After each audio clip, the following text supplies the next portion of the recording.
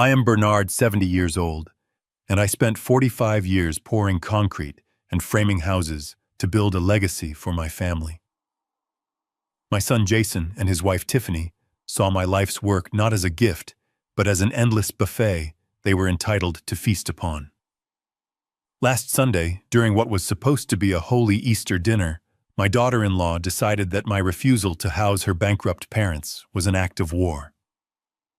As the $80 Cabernet dripped down my forehead, mixing with my own blood, I didn't scream.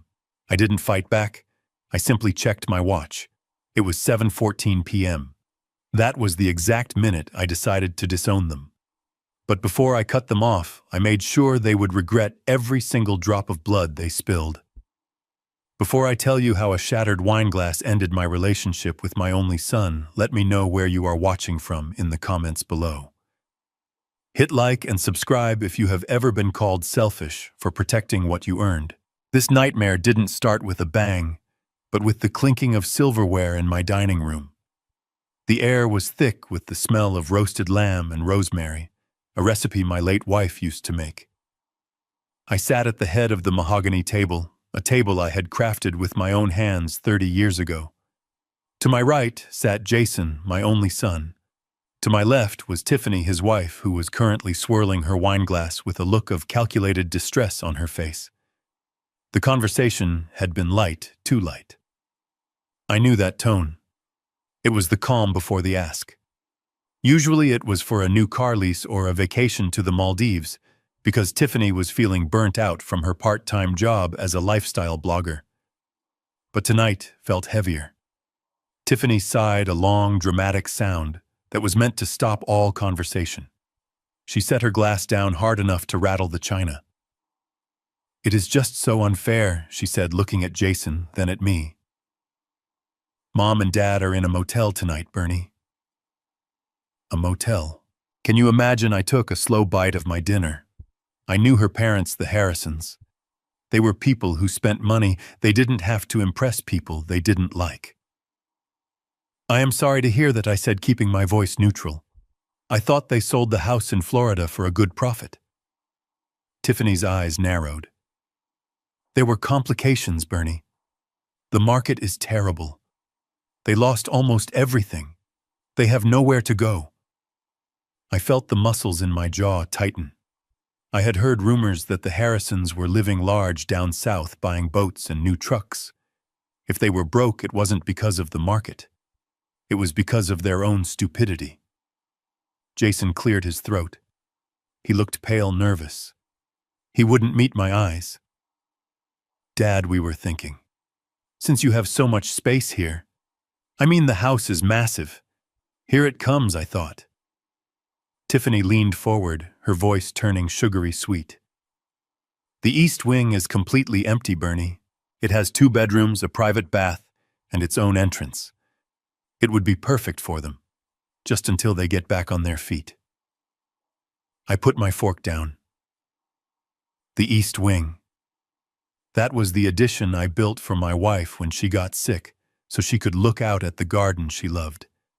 It was her sanctuary. Since she passed, I kept it pristine.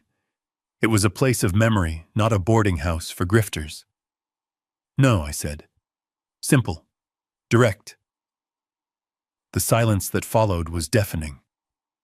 Tiffany blinked as if she hadn't heard me correctly. "Excuse me," she asked. I said no. I repeated, picking up my wineglass. "I am not running a hotel, Tiffany. I worked 45 years in construction, breaking my back in the freezing Chicago winters and the blistering summer heat. I built this home for my family, for my wife. I did not build it to house 2 irresponsible adults who squandered their own retirement." Jason slammed his hand on the table. "Dad, come on. That is incredibly harsh. They are family." "They are her family, Jason," I corrected him. "And you know as well as I do that Bob and Linda Harrison have never worked a hard day in their lives. If they need money, they can get jobs. But they are not moving into the East Wing." Tiffany's face began to turn a shade of red that matched the wine. "You are unbelievable," she hissed. You are sitting here in this mansion all alone hoarding rooms you do not even use. My parents are suffering. I looked her dead in the eye. I am not hoarding rooms. I am living in my home. The home I paid for. The home I pay taxes on. And frankly, Tiffany, I am tired of being the financial safety net for everyone in this room. That was the spark. Jason stood up his chair, scraping violently against the floor. You are being selfish, he screamed, his voice cracking. Always the same, isn't it? It is always about your money, your house, your rules. You have 5 empty bedrooms. What are you saving them for, ghosts? The disrespect stung more than I wanted to admit. I looked at my son. I saw a man of 40 who still acted like a child of 14. A man I had paid tuition for, whose car insurance I still covered, whose mortgage down payment I had provided. I am saving them for peace and quiet, I said, my voice dropping to a low, dangerous rumble. And if you think I am selfish, maybe you should try paying your own bills for a month. Tiffany stood up then. She was trembling. Not with sadness, but with pure, unadulterated rage. She grabbed her wine glass. It was a large crystal goblet filled to the brim with the expensive Cabernet. You act like you are some kind of king, she shrieked. You are just a bitter, lonely old man. And then she threw it. She didn't toss the wine. She threw the glass. I saw it coming, but I was too shocked to move. The crystal goblet struck me right above the left eyebrow. It didn't bounce off. It shattered. The sound was like a gunshot in the quiet dining room. Shards of crystal flew across the table. For a second, I felt nothing. Then a sharp, searing heat sliced across my forehead. I sat there stunned. The warm, sticky liquid began to pour down my face. It dripped into my left eye, stinging and blurring my vision. I could taste it on my lips. Iron and tannins, blood and wine.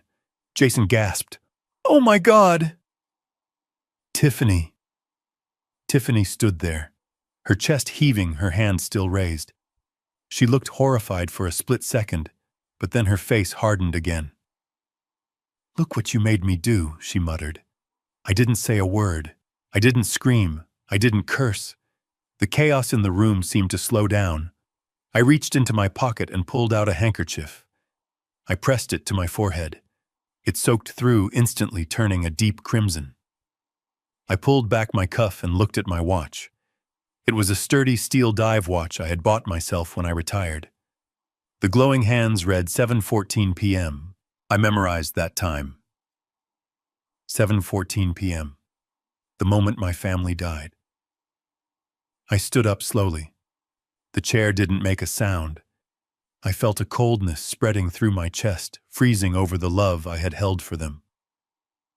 "Where are you going?" Jason asked, his voice trembling. "Dad, you are bleeding.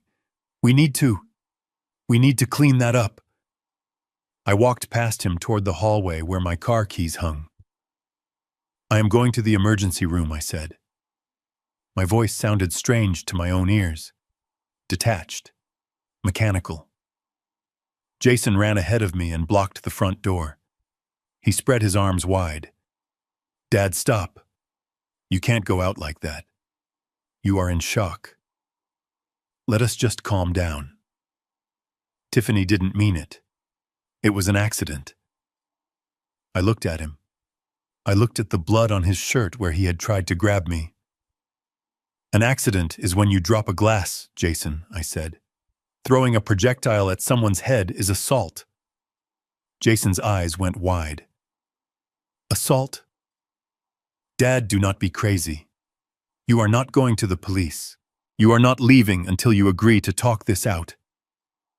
He stood his ground, thinking he could intimidate me. He forgot who I was.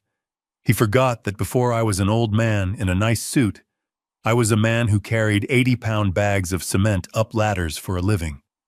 I still had the grip strength of a vice. I stepped forward and grabbed Jason by the shoulder. I didn't shove him. I simply moved him. I applied pressure to his collarbone and swept him aside like he was made of straw. "Get out of my way," I growled, or I will add unlawful imprisonment to the list of charges." Jason stumbled back, shock written all over his face. He had never seen me like this. He had never seen the wolf beneath the sheep's clothing. I opened the heavy oak door and stepped out into the cool night air. My forehead was throbbing now, a steady drumbeat of pain. I walked to my truck, my trusty old Silverado that I kept perfectly maintained. As I started the engine, I saw Jason and Tiffany in the doorway. Tiffany was crying now, realizing the gravity of what she had done.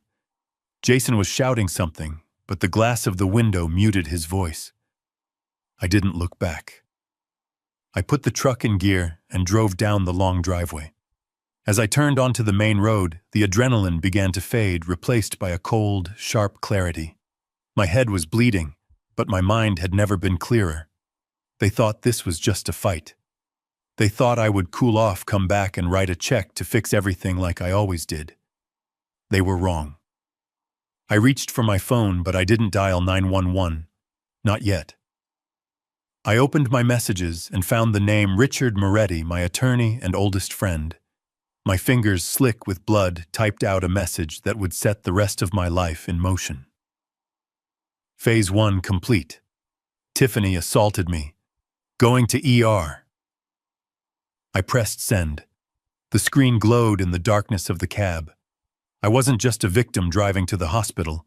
I was a general mobilizing his army. And as the lights of the emergency room appeared in the distance, I knew one thing for certain. The Easter dinner was over, but the real carving was just about to begin. The interior of my Silverado was silent save for the hum of the tires on the asphalt and the rhythmic thumping of the blood in my temples. I glanced down at the passenger seat. A single drop of dark red blood had landed on the pristine beige leather. It annoyed me more than the gash on my forehead. Leather could be cleaned, but the stain of betrayal that had just occurred back at the house was permanent. I reached for a napkin from the center console and dabbed at the seat, my movements precise and controlled, despite the throbbing pain that was beginning to radiate behind my eyes. Most men in my position would be panicking. They would be speeding, running red lights, hyperventilating into their phone as they dialed 911. But I was not most men. I was a man who had spent 40 years calculating structural loads and anticipating collapse. I knew exactly how much pressure a beam could take before it snapped, and I knew exactly how much pressure my family could take before they turned violent. Tonight, the beam had finally snapped. I did not drive straight to the hospital entrance. I pulled into a side street 2 blocks away, putting the truck in park. The street lamp overhead cast a sickly yellow glow into the cab. I checked my reflection in the rearview mirror. The cut was deep, jagged, and ugly. It ran from just below my hairline to the middle of my brow. My left eye was beginning to swell shut. Good. It looked terrible. It looked like exactly what it was, a vicious assault on an elderly man. I pulled my phone from my pocket. My hands were steady.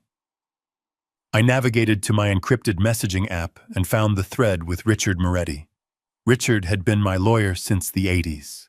He was the only man I trusted to bury a body, though in this case we were burying my son's future. I typed out 3 sentences. Phase 1 complete. Tiffany assaulted me. Going to ER. I watched the 3 dots dance for a moment before the message marked as read. Almost instantly a reply popped up. Document everything. Do not wash the shirt. I will meet you there in 20 minutes. I put the phone away. Phase 1. It sounded cold when I thought about it, but they had forced my hand. This was not a spur-of-the-moment decision. This was the culmination of 6 months of hell. As I put the truck back in gear and drove toward the emergency room lights, my mind drifted back to the start of it all. It began with small things. A missing gold cufflink here, $100 vanishing from my wallet there. I had thought I was becoming forgetful. I thought maybe age was finally catching up to me. But then I installed the audio recorders. Not cameras, just small high-fidelity voice recorders hidden behind the bookshelves and under the coffee table. I remembered sitting in my office late one night, headphones on, listening to Tiffany and Jason discuss me while I was supposedly asleep. They did not speak of me with love. They spoke of me as an obstacle. I heard Tiffany call me a senile old miser. I heard Jason laugh and agree, saying that I could not hold on to the purse strings forever. They were waiting for me to die. When I realized they were not just ungrateful but actively predatory, I went to Richard. We looked at the options. Evicting them would be messy. Cutting them off financially would lead to tantrums and possibly elder abuse lawsuits claiming I was mentally incompetent. No, Richard had said. If you want them out, really out, you need cause. You need them to cross a line that the law cannot ignore. You need a criminal act. So I waited. I became difficult. I said no to small requests. I criticized Tiffany's spending. I poked the bear, knowing that eventually the bear would swipe. And tonight, with a wine glass to the face, Tiffany had given me the golden ticket. I pulled up to the emergency room entrance. I left the truck in the drop-off zone, not caring about the parking rules. Let them tow it. I walked through the sliding glass doors, the fluorescent lights stinging my eyes. The triage nurse looked up, bored, until she saw the blood soaking the entire left side of my face and shirt. Her eyes went wide. "Sir, are you okay? What happened?" I leaned against the desk, letting my shoulders slump, letting the exhaustion wash over me. I needed to play the part. "I am not sure," I mumbled, my voice raspy. "My daughter-in-law." She threw a glass. It hit me. The nurse was on her feet instantly. "Code gray to triage," she said into her radio, rushing around the counter to guide me to a wheelchair. "We need to get you back immediately." The next hour was a blur of activity. They wheeled me into a private bay. A young doctor with tired eyes examined the wound. He whistled low under his breath. "That is a nasty one, Mr. Kowalski. You are going to need quite a few stitches. We need to clean this out thoroughly to make sure there is no glass embedded in the tissue." I nodded. "Do what you have to do." The cleaning was worse than the impact. The antiseptic stung like fire, but I welcomed the pain. It kept me sharp. It kept me angry.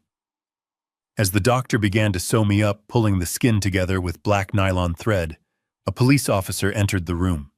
He was young, maybe 30, with a buzz cut and a notepad in his hand. "Officer Miller," he introduced himself. The nurse called it in as a domestic assault. "Can you tell me what happened tonight?" I looked at the officer. I did not see a young man. I saw a tool, a weapon I could wield.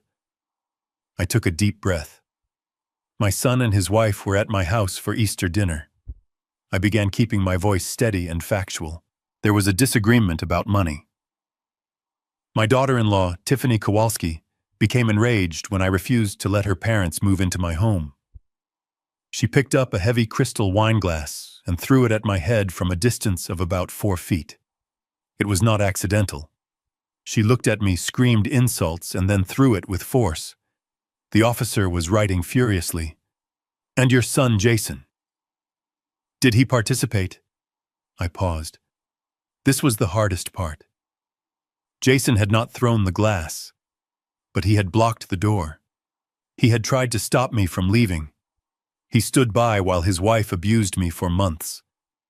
"He is an accessory," I said coldly. "He prevented me from leaving the premises after I was injured. He tried to physically restrain me. I had to force my way out." The doctor tied off the last stitch. 12 stitches. A nice round number. Officer Miller looked up from his notepad. "Mr. Kowalski, given the severity of the injury and the fact that you are over 65, this falls under felony elder abuse statutes in this state. Do you want to press charges?" The room went silent. The doctor stopped cleaning his instruments. The nurse paused by the door. They were all waiting for the answer. Usually parents protect their children. Usually they say it was a mistake, that they do not want to ruin anyone's life. But my life had already been ruined. My sanctuary had been violated. My trust had been shattered. I looked Officer Miller in the eye. I want to press full charges against Tiffany Kowalski for assault with a deadly weapon and elder abuse. I also want to file for an immediate emergency restraining order against both Tiffany and Jason Kowalski. I do not want them within 500 feet of me or my property. Officer Miller nodded, his face grim. I understand. We take this very seriously. I will need to take photos of your injuries for evidence. After that, we will dispatch a unit to your residence. I nodded and sat up straighter as he raised his camera. Flash. Flash. Flash. Each burst of light was a nail in their coffin. When he was done, I asked the question that had been burning in my chest since I left the house. What happens now? Officer Miller holstered his camera and keyed his radio. He looked at me with a mixture of pity and respect. Now, Mr. Kowalski, we go pick her up. Dispatch, this is Unit 4. I have a confirmed felony assault at the ER. Victim has requested charges. Suspect is at the residence. Send a unit to apprehend. I listened to the crackle of the radio, the voice of the dispatcher confirming the order. A sense of dark satisfaction settled in my gut. They were probably still at the house arguing, maybe trying to clean up the wine, thinking they had time to spin a story. They thought I was just an old man licking his wounds. They had no idea that the siren they would hear in a few minutes was not coming to help them. It was coming to end them. I lay back against the stiff hospital pillow and closed my eyes. The pain in my head was still there, but it was bearable now. Richard would be here soon with the paperwork. Phase 1 was indeed complete. The trap had been sprung. Now we just had to watch them thrash. The silence in the hospital waiting room was broken only by the hum of the vending machine and the distant murmur of nurses at the station. I sat there, a fresh bandage throbbing on my forehead, staring at my phone. I knew exactly what was happening across town at my house. I could visualize it with the clarity of a man who had built that structure from the ground up. By now, Jason and Tiffany would be in panic mode. They would be on their hands and knees, scrubbing the expensive hardwood floors with bleach, trying to erase the red wine and the blood before it stained the grain. They were not cleaning up a spill. They were destroying evidence. They probably thought they had gotten away with it. They likely told themselves that the old man was just being dramatic, that I would cool off, drive around for an hour, and come home to apologize for making a scene. They had no idea that a patrol car was turning onto our street, its lights cut to avoid detection until the last second. My phone buzzed against the hard plastic of the chair. It was a text from Officer Miller. Units have arrived. We are executing the warrant. I felt a cold, dark satisfaction settle in my chest. It was not happiness. It was the feeling of a structural engineer watching a controlled demolition. I had planted the charges, and now gravity was doing the rest. I closed my eyes and imagined the scene. I knew that Tiffany's parents, the Harrisons, were scheduled to arrive right about now. They would be pulling up in their rental car, luggage in hand, expecting a warm welcome and a free room in the East Wing. Instead, they were walking into a crime scene. I could almost hear the confusion in their voices as they walked through the front door, seeing their daughter with a rag in her hand and terror in her eyes. Then my phone rang. The screen lit up with Jason's name. I let it ring. 1, 2, 3, 4 times. I wanted him to feel the desperation. I wanted him to wonder if I was even alive. Finally, on the last ring, I swiped green and held the phone to my ear. I did not say hello. I just listened. Dad. Dad, pick up. Oh my God. The voice on the other end was high-pitched, bordering on hysteria. It was the voice of a boy, not a man. Dad, are you there? You have to stop this. The police are here. They are everywhere. I leaned back in the chair, my voice calm, contrasting sharply with his panic. I know, Jason. I sent them. There was a pause followed by the sound of chaos in the background. I heard a radio crackle. I heard Tiffany screaming a shrill, indignant sound that I had heard too many times over the last 10 years. "Get your hands off me! Do you know who I am?" "My father is a lawyer." Then Jason came back on the line, breathless. "You sent them? Are you insane? They are arresting Tiffany. They have her in cuffs, Dad. In cuffs. Her parents just walked in. Bob and Linda are watching their daughter get treated like a criminal. Do you have any idea how humiliating this is?" I looked at the blood drying on my shirt cuff. "Humiliating," I repeated. "You want to talk about humiliation, Jason? Humiliation is having a wine glass thrown at your face in your own home. Humiliation is being told you are selfish for protecting your assets from vultures. Humiliation is bleeding into your dinner while your son blocks the door to keep you from leaving." Jason was not listening. He was too busy feeling sorry for himself. "This is a misunderstanding." She slipped. The glass slipped. You cannot put my wife in jail over a broken glass. You need to tell them to stop. Tell them you fell. Tell them anything." I let out a short, dry laugh. It hurts to laugh with 12 stitches in your forehead, but I could not help it. "You want me to lie to the police, Jason. You want me to commit a crime to cover up her crime. That is exactly why we are here. You have spent your whole life thinking there are no consequences.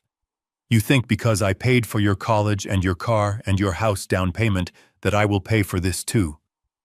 But I cannot write a check to fix this." In the background, I heard Officer Miller's voice, firm and professional. "Ma'am, stop resisting, or we will add a charge. You have the right to remain silent." Jason's voice cracked. "Dad, please. She is crying. They are dragging her out to the car. The neighbors are watching. Mrs. Higgins is on her porch. Our reputation is ruined." "Your reputation," I corrected him. "My reputation is just fine. In fact, I think people will finally understand why I have looked so tired for the last few years." Jason exploded. "You are a monster. You are a vindictive, senile old man. You are doing this just to hurt us. You are doing this because you are lonely and miserable, and you want everyone else to be miserable too." I sat up straight. The time for the reveal had come. I had held this card close to my chest for months, waiting for the right moment to play it. I am not doing this because I am lonely. "Jason," I said, my voice dropping an octave, becoming hard as granite. "I am doing this because I am done being your bank account, and I am done being lied to." "What are you talking about?" Jason snapped. "I am talking about the $20,000, Jason." The line went dead silent. The screaming in the background seemed to fade away. The only sound was Jason's ragged breathing. I continued letting the words sink in like nails. "I know about the online gambling, Jason. I know about the debt you racked up on the sports betting apps. I know you borrowed money from your wife's parents to pay the interest, which is why they are broke and needed to move in with me. And I know that you have been skimming from the household account I set up for groceries to try and win it back. Dad, Jason stammered. "I can explain. It was just a bad streak. I was going to pay it back." "No, you were not," I said. "You were going to move the Harrisons into my house so you could use their rent money or lack thereof to cover your tracks. You were going to turn my home into a shelter for your mistakes. The disrespect tonight was not about the house. It was because you were cornered. You were desperate, and you took it out on me." Jason was sobbing now. A pathetic, broken sound. "Dad, please. I am in over my head. If Tiffany goes to jail, her parents will find out everything. They will kill me. You have to help me. Just this once." I looked at the exit sign above the hospital doors. It glowed a bright, hopeful red. "I have helped you every day of your life, Jason," I said. "And look where it got me. A scar on my face and a son who calls me a monster. I am done helping. You are a grown man. Figure it out." But where will you go? Jason asked, his voice trembling. You cannot go back to the house. It is a mess. I am not coming back to the house, I said. Not tonight. And not until the locks are changed and you are gone. I pulled the phone away from my ear. I could still hear him shouting, pleading, begging me to wait, to listen, to understand.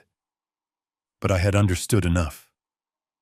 I pressed the red button to end the call. Then I went into the settings and tapped the button that said block caller. The silence that followed was beautiful. I stood up, my legs feeling surprisingly steady. I walked out of the emergency room and hailed a taxi. The driver, an older man with a kind face, looked at my bandage but didn't ask questions. Where to? He asked. Take me to the peninsula, I said. He raised an eyebrow. The fancy one downtown? The very same, I replied. The ride to the hotel was smooth. I watched the city of Chicago pass by, the lights blurring into streaks of gold and silver. I had built buildings in this city. I had left my mark on the skyline. Now I was rebuilding my own life. When I walked into the lobby of the peninsula, the concierge did not look at my bloody shirt with disgust. He looked at me with concern and professionalism. I handed him my black credit card. I need a suite, I said. Ocean view. If you have it, though, I know we are on a lake, and I need a bottle of your best bourbon sent up. And one more thing. Yes, Mr. Kowalski, the concierge asked, typing rapidly. If a man named Jason Kowalski calls or tries to visit, I am not here. I am not to be disturbed by anyone. Understood, sir, he said, handing me a key card. I took the elevator up to the 35th floor. The room was magnificent. Heavy velvet curtains, a bed that looked like a cloud, and silence. Absolute, expensive silence. I walked to the window and looked out at the city. Somewhere down there in a police precinct, my daughter-in-law was being fingerprinted. Somewhere my son was hyperventilating in a house he could not afford to maintain. I poured myself a glass of bourbon from the minibar. It burned, going down a good clean burn that matched the fire in my gut. I sat in the leather armchair and took a deep breath. Phase 1 was over. The enemy was in retreat. But as I swirled the amber liquid in the glass, I knew this was just the beginning. The real war, the war for my legacy and my company, was just about to start. And unlike Jason, I never gambled unless I knew the outcome. I took a sip and whispered into the empty room. Your move, son. The morning sun hitting the 35th floor of the peninsula was not warm. It was exposing. It cut through the sheer curtains and landed right on the manila envelope sitting on the marble coffee table. I sat there in a plush bathrobe that cost more than my first car, sipping black coffee that tasted like roasted nuts and victory. My head throbbed with a dull, rhythmic ache under the bandage, a constant reminder of the glass that had shattered my family. But the pain was secondary. The primary sensation coursing through my veins was anticipation. Richard Moretti sat across from me. He looked as crisp and sharp as a new $100 bill. He did not look like a man who had been up half the night coordinating bail bonds and restraining orders. He looked like a shark in a pinstripe suit.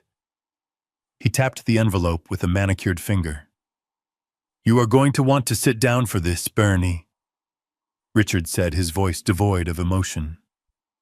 Although you are already sitting, so maybe you should pour a second cup of coffee. I put my cup down. I do not need caffeine, Richard. I need ammunition.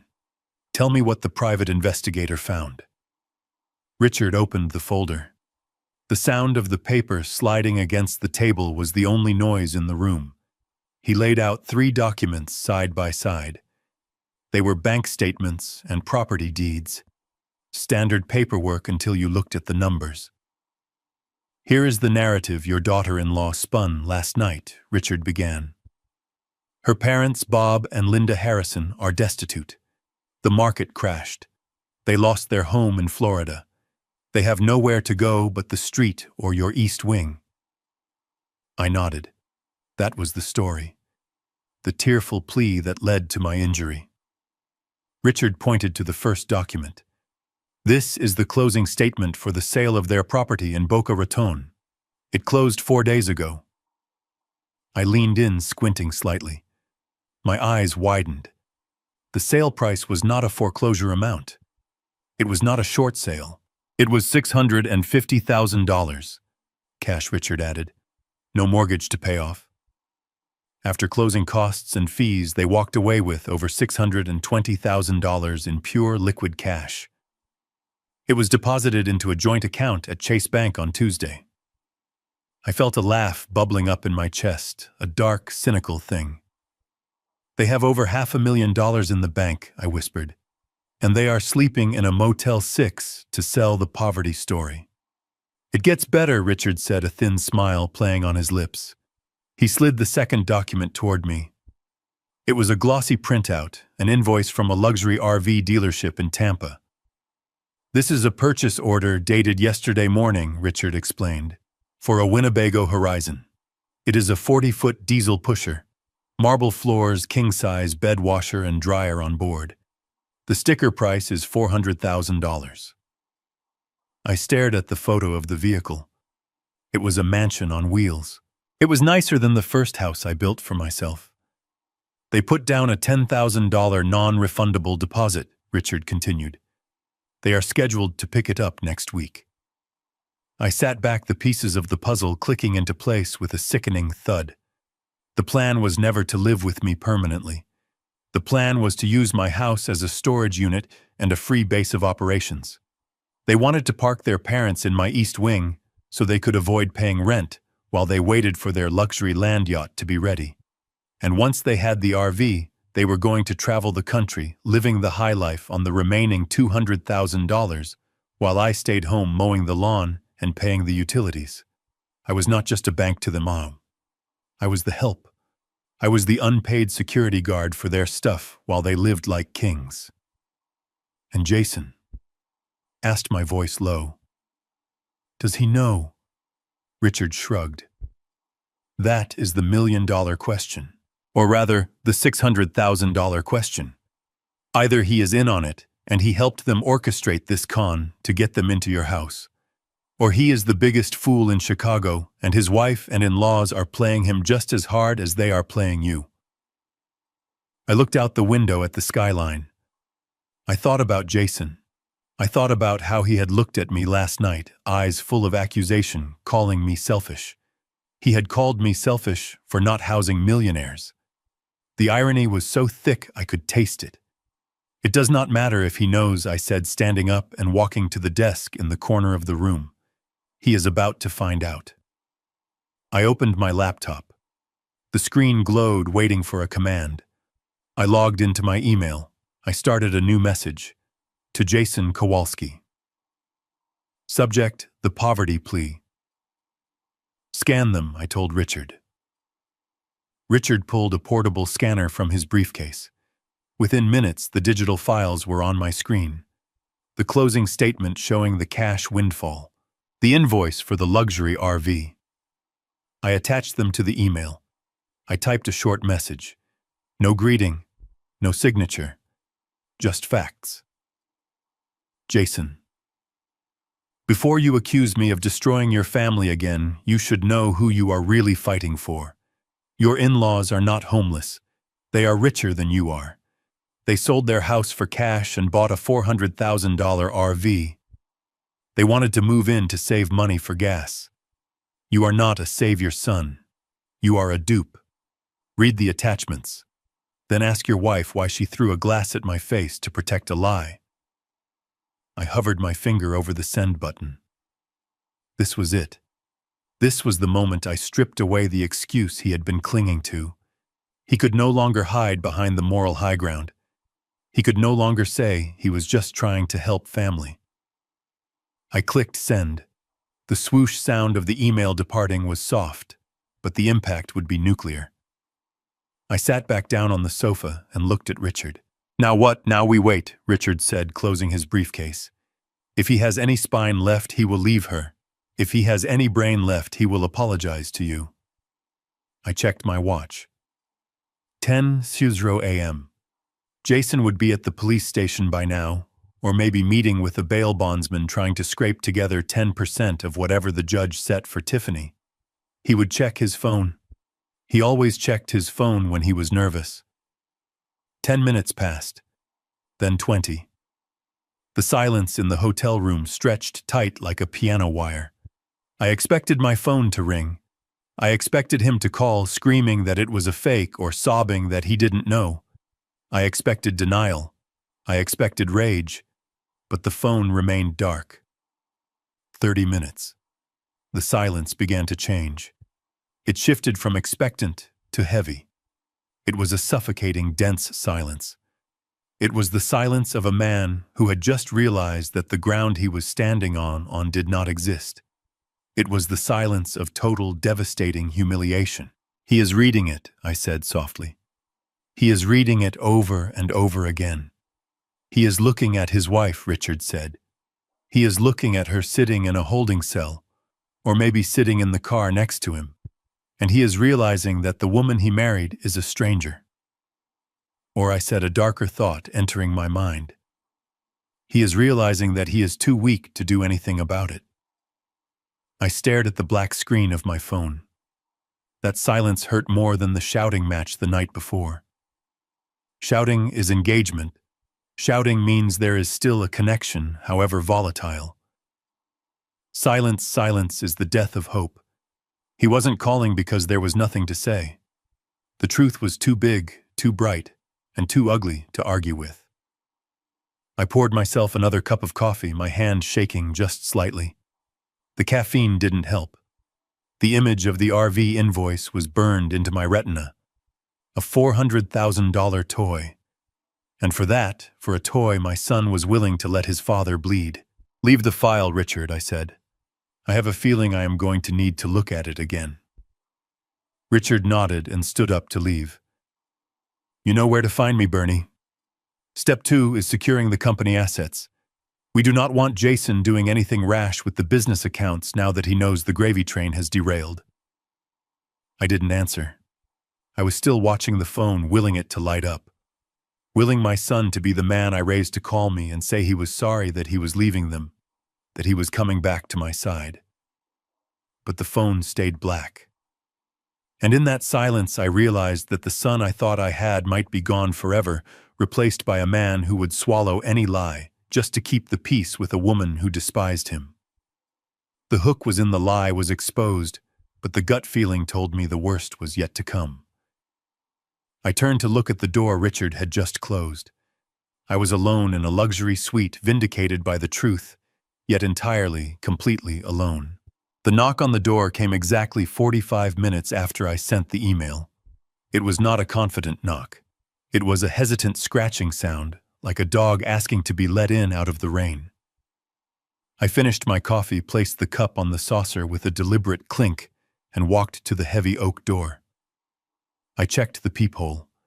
Jason was standing there, leaning against the doorframe, as if his legs could no longer support his own weight. He looked terrible. His shirt, usually pressed to crisp perfection, was wrinkled and half-tucked. His tie was missing. His eyes were red-rimmed and frantic. I unlocked the door and swung it open.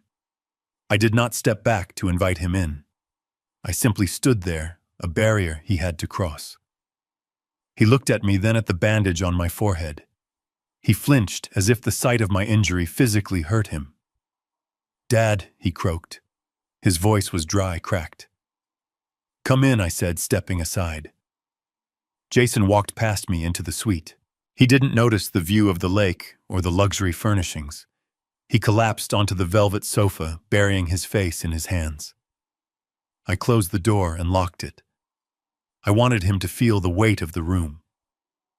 I walked over to the armchair opposite him and sat down, crossing my legs. I waited. I was good at waiting. In construction, you learn that rushing a foundation only leads to cracks later on. I read the email Jason whispered through his fingers, and I asked. He looked up. His face was a mask of confusion and betrayal. "Is it true, the money? The RV? Is it real?" I pointed to the folder on the table. The documents are right there. Certified copies. Your in-laws have $650,000 sitting in a Chase bank account while you were begging me to house them. They bought a luxury vehicle worth more than your first house while you were screaming at me for being selfish. Jason reached for the papers. His hands were shaking so badly he could barely hold them. He stared at the bank statement, his eyes scanning the numbers. He looked like a man trying to read his own death certificate. They lied to me, he said, his voice trembling. They looked me in the eye and told me they had nothing. Tiffany told me they were going to be on the street. I leaned forward. They played you, son. They saw a weak link and they pulled. They knew you would come to me. They knew you would fight their battle. And they knew that if they cried poor, you would feel obligated to save them. Jason crumpled the paper in his fist. I cannot believe it. I defended them. I fought you for them. I thought this was the moment. I thought this was where he would stand up, apologize, and tell me that he was done with the lies. I thought he would ask how to fix things between us. But I was wrong. I had underestimated the depth of his dependency. Jason took a deep breath. He looked at me and his expression shifted. The shock faded, replaced by a desperate, pleading look that made my stomach turn. Dad, look. They are wrong. What they did is terrible. And I will deal with Bob and Linda. I promise. I will make them leave. But what I asked, my voice hardening. But Tiffany is a mess right now, he said, the words tumbling out fast. She is in a cell, Dad. She is terrified. She didn't know about the money. I am sure of it. Her parents manipulated her just like they manipulated me. She is a victim here, too. I stared at him. I felt a coldness spreading through my chest that had nothing to do with the air conditioning. She threw a glass at my face, Jason. That was not manipulation. That was rage. That was violence. I know, he cried, leaning forward. And she is sorry. It was a reflex. She was stressed. She thought her parents were homeless. She snapped. But you cannot leave her in jail. You have to drop the charges. I sat back, stunned. Even with the evidence of the financial con staring him in the face, even with my blood on his conscience, he was still choosing her. He was still making excuses. You want me to drop the charges? I repeated slowly. Yes, Jason said, nodding vigorously. Just drop them. I will handle the rest. I will make sure her parents never set foot in your house. We will get counseling. Just please call the DA. Tell them it was a misunderstanding. If she gets a felony record, it will ruin her life. It will ruin us. I looked at my son, really looked at him. And suddenly, the memory hit me. It was 10 years ago. We were standing in the funeral home looking at his mother's casket. My wife, the love of my life, was gone. I was broken, barely holding myself together. And Jason. Jason wasn't crying. He was standing next to me, whispering. Dad, did Mom update the will regarding the lake house? I remember we talked about putting it in my name for tax purposes. I had brushed it off, then thinking it was grief talking. But now, looking at this 40-year-old man begging me to save his abuser, I realized the truth. Jason wasn't just weak. He was complicit. He didn't care about right or wrong. He cared about comfort. He cared about the path of least resistance. He would let his wife assault me. He would let his in-laws rob me as long as his lifestyle remained intact. He was a parasite just like them. He just happened to share my last name. I stood up. The movement was sudden enough that Jason flinched again. No, I said. Jason blinked. What I said no, I stated, my voice echoing in the quiet suite. I am not dropping the charges. I am not calling the DA. Tiffany assaulted me. She drew blood. She is going to face a judge, and she is going to face the consequences. Jason stood up, his face flushing red. You can't do this. You are destroying my marriage. Your marriage is already a sham. Jason, I shot back. You are married to a woman who hits your father and lies about her finances. If you want to stay in that burning building, that is your choice. But do not ask me to hand you a bucket of water." Jason clenched his fists. "If you do not drop the charges, I will never forgive you. I will cut you off. You will never see your grandchildren if we ever have them." I laughed. It was a harsh barking sound. "You are going to cut me off?" "Jason, look at yourself. You are wearing a suit I paid for. You drove here in a Range Rover I make the payments on. You live in a house where I put down the deposit. You have never stood on your own 2 feet a day in your life." Jason froze. The color drained from his face. "You want to play hardball?" I asked, walking over to the desk. I picked up my phone. "Let us play. As of this morning, I have instructed my accountant to cancel all supplementary credit cards issued in your name and Tiffany's name. The black Amex gone. The gas cards gone." Jason's mouth fell open. You can't. I am not done, I continued, my voice relentless. "The lease on the Range Rover is in my name. I am terminating it. You have 48 hours to return it to the dealership, or I will report it stolen. And the monthly allowance I send to your joint account to help with household expenses, that ends today." Jason looked like he had been punched in the gut. He staggered back. "Dad, please. We have bills. We have a mortgage. We can't survive without that money." "Then get a second job," I said coldly. "Or maybe ask your wealthy in-laws for a loan. They have plenty of cash." Remember, Jason stood there, stripping of his arrogance, stripped of his safety net. He looked small. He looked pathetic. "Why are you doing this?" he whispered. "Because I love you enough to stop funding your destruction," I said. "And because I respect myself enough to stop paying people to abuse me. Now get out." Jason stared at me for a long moment. He saw the resolve in my eyes. He saw that the bank of Dad was not just closed, it had been demolished. He turned and walked to the door. He didn't slam it. He closed it softly, like a man leaving a funeral. I stood in the center of the room, listening to his footsteps fade down the hallway. My heart was breaking, but my head was clear. I had just cut off my own arm to save the body. It was necessary. It was survival. But as I looked at the closed door, I knew that Jason wouldn't learn.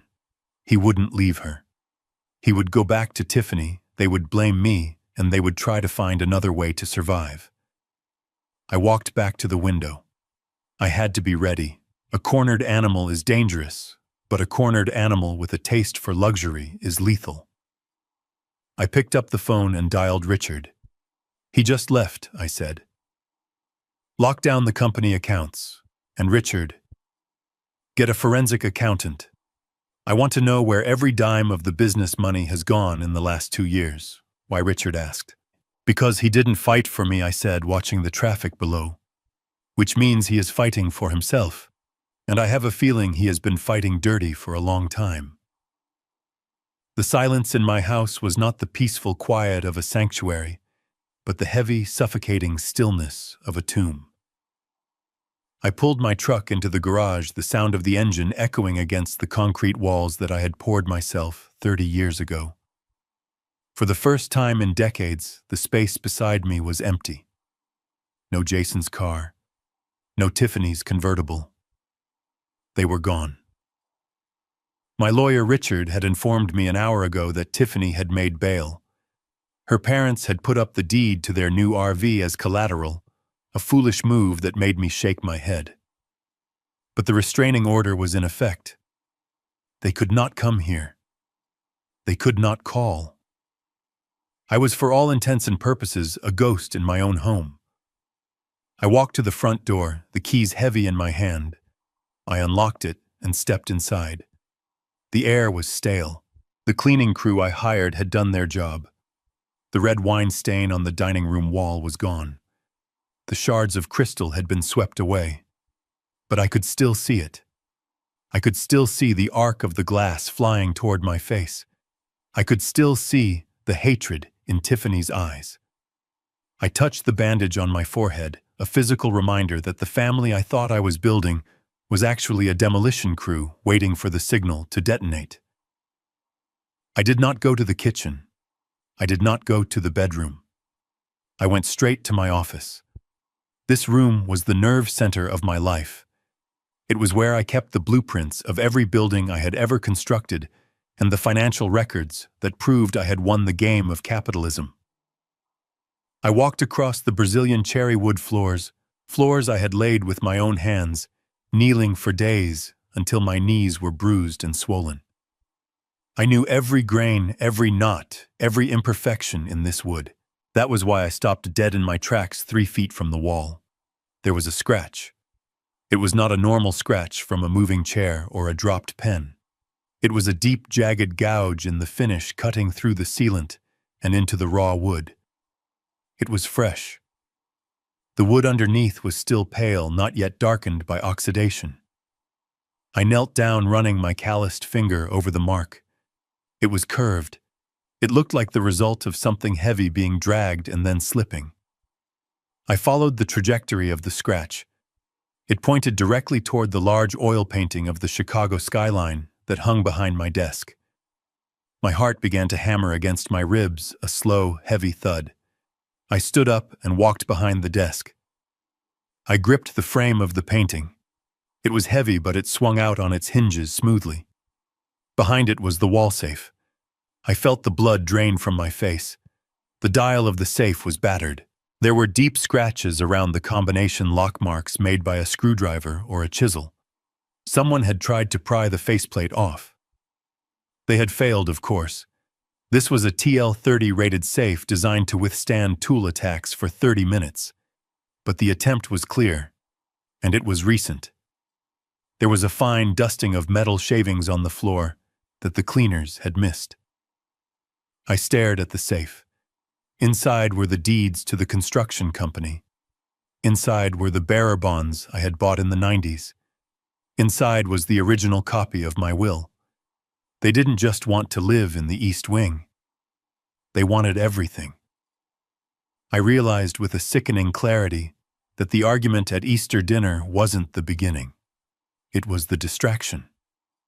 While Tiffany was screaming at me while Jason was blocking the door, had they planned to come back here later? Or had they tried this days ago when I was out inspecting a site? I closed the painting. The rage I felt now was different from the anger at the dinner. That was hot, explosive anger. This was cold.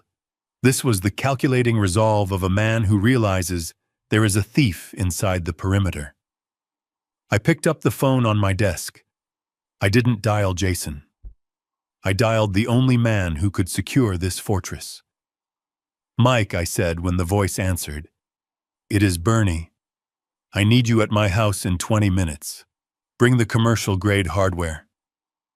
Mike was a locksmith I had used on my commercial sites for 20 years. He didn't ask questions.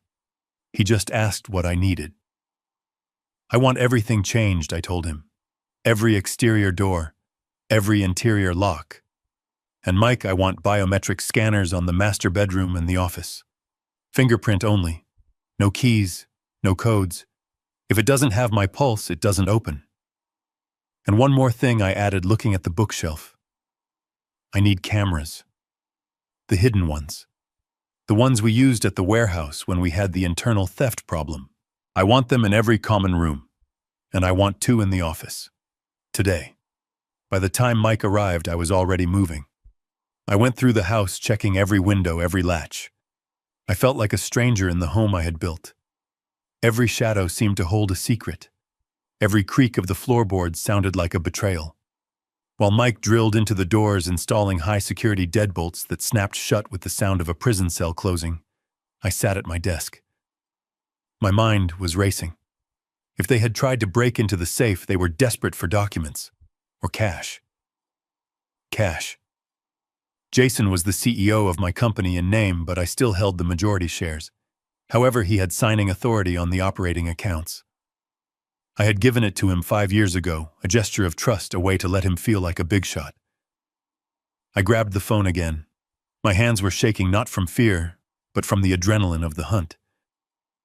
I dialed Richard. Bernie. Richard answered. I am working on the restraining order paperwork. Did something happen? They tried the safe, Richard. I said, my voice low. What I found, tool marks on the wall safe.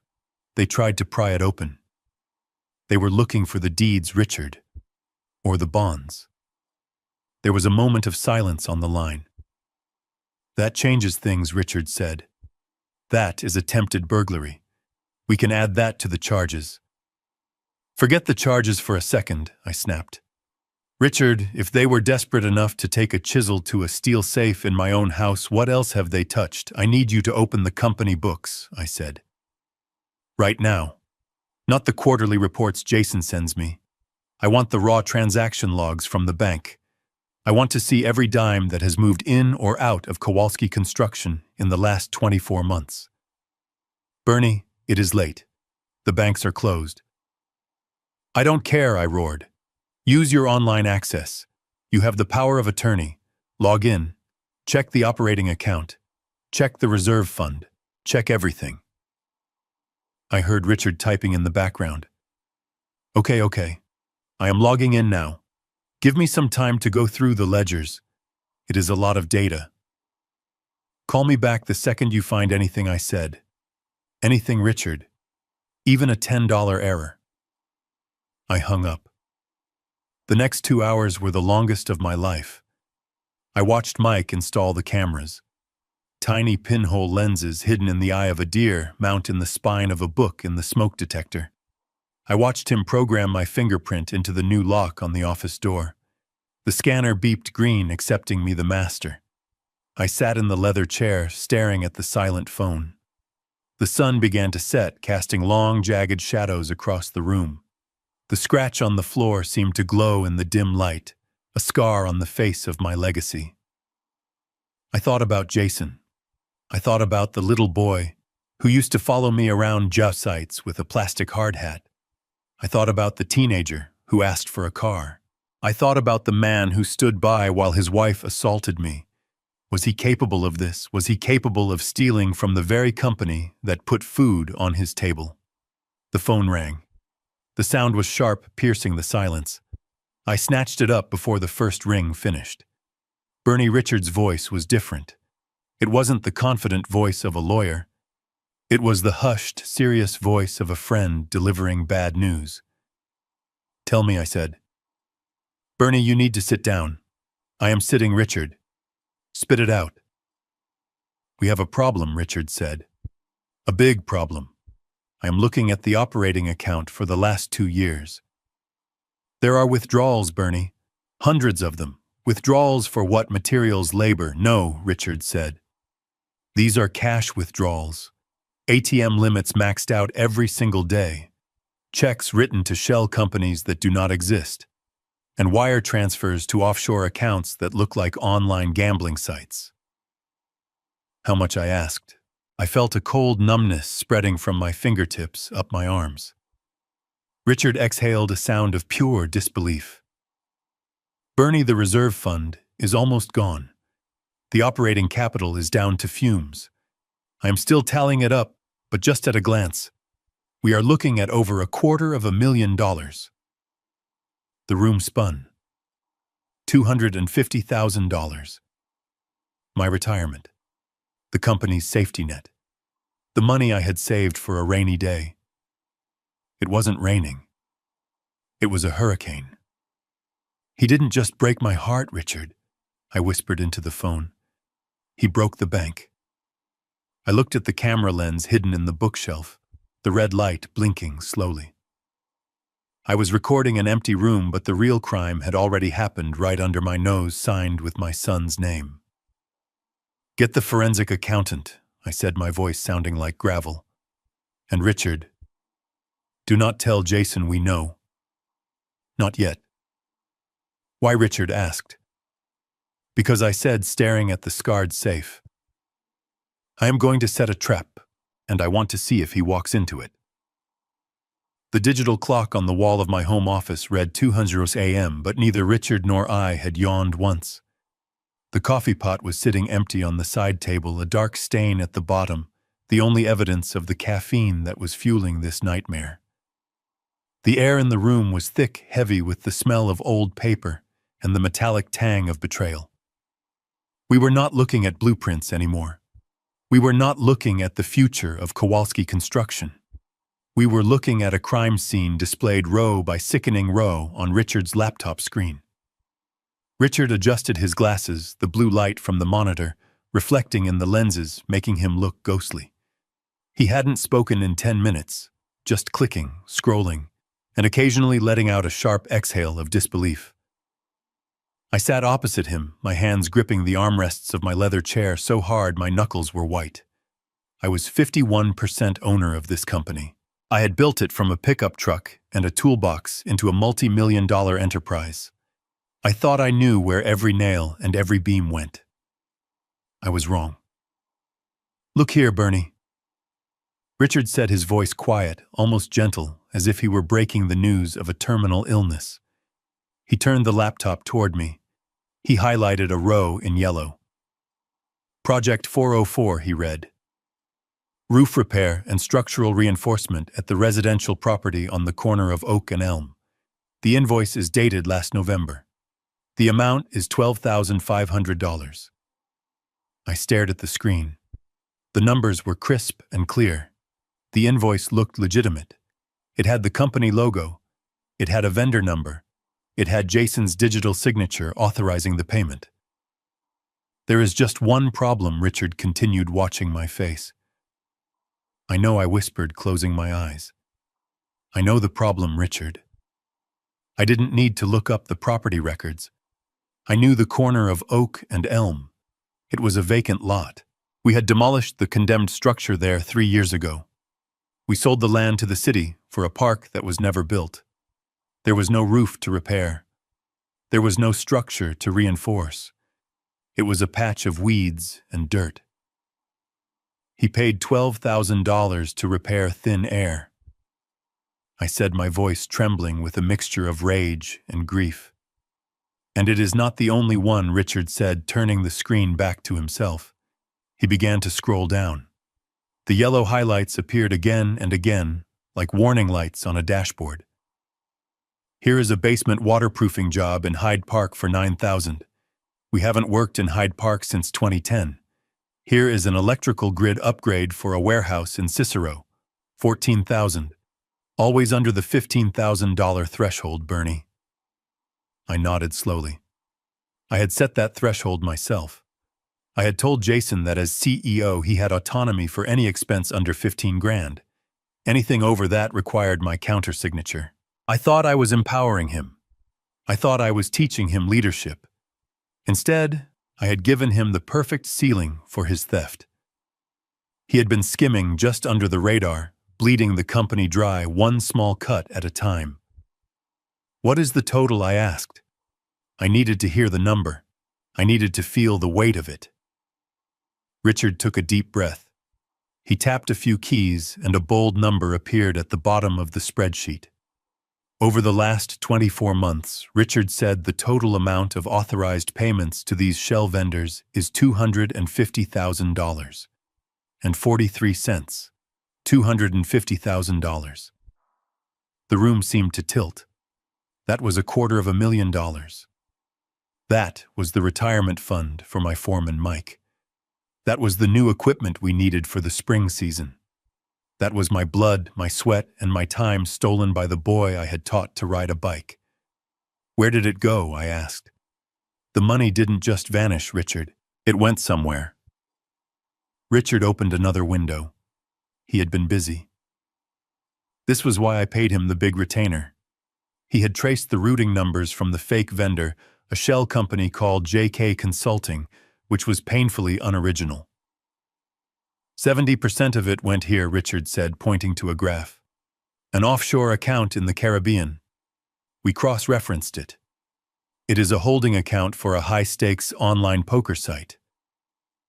"Gambling," I muttered. He didn't just borrow money from the Harrisons. He was hemorrhaging money to a casino on the internet. "And the rest?" I asked. Richard hesitated. He looked uncomfortable. "The rest went to pay off credit card bills. specifically a card in Tiffany's name. I pulled the merchant codes, Bernie. It is mostly luxury retail. I looked at him. Be specific, Hermes Richard said. Gucci. And a significant charge at a plastic surgery clinic in the Gold Coast. I felt the bile rise in my throat. My son stole $250,000 from his father's company. He gambled away the majority of it, and with what was left he bought handbags for the woman who had smashed a glass into my face. He funded her lifestyle with my labor. He was not just a bad son. He was a predator. He was an embezzler. I stood up and walked to the window. The night was black, devoid of stars. I saw my reflection in the glass. The bandage on my forehead, the lines etched deep around my mouth. I looked like a man who had survived a war only to be stabbed in the back by his own lieutenant. This is a felony, Bernie Richards said from behind me. This is grand larceny, embezzlement, fraud. We have the evidence. The digital trail is undeniable. I can call the police right now. They can pick him up at the motel. He will be in a cell next to his wife by sunrise. I stared at the darkness. It would be so easy. One phone call. The sirens would wail again. Jason would be handcuffed. Justice would be swift. But as I stood there watching the red light of the security camera blink in the reflection of the window, I realized that prison was too good for him. Prison was a pause. If I sent him to jail now, he would play the victim. He would blame the gambling addiction. He would say he was sick. He would get a lawyer who would plead for rehab instead of time. And Tiffany. She would wait for him playing the dutiful wife, spending the money they had stashed away. No, I said. Richard stopped typing. No, Bernie. He stole $250,000. I turned around. The anger was gone from my face, replaced by something colder, something harder. It was the look of a man who was done reacting and was ready to start executing. No police, I said. Not yet. Why, Richard asked, bewildered. Because if I arrest him now, he still has hope, I said, walking back to the desk. He still thinks he is smart. He still thinks he is entitled to my legacy. I don't want to just punish him, Richard. I want to break him. I sat down and leaned forward, my eyes locking with Richard's. I want to take away the one thing he loves more than the gambling and more than Tiffany. I want to take away his expectation. What do you mean? Richard asked. I mean, we are going to offer him a truce, I said, a grim smile touching my lips. We are going to invite them to a meeting. We are going to tell them that I am tired, that I am old, and that I want to settle this. You want to settle? Richard asked, his voice rising. After what they did, I want to offer them a trust fund, I said. A massive one. $2 million. Richard stared at me as if I had lost my mind due to the head injury.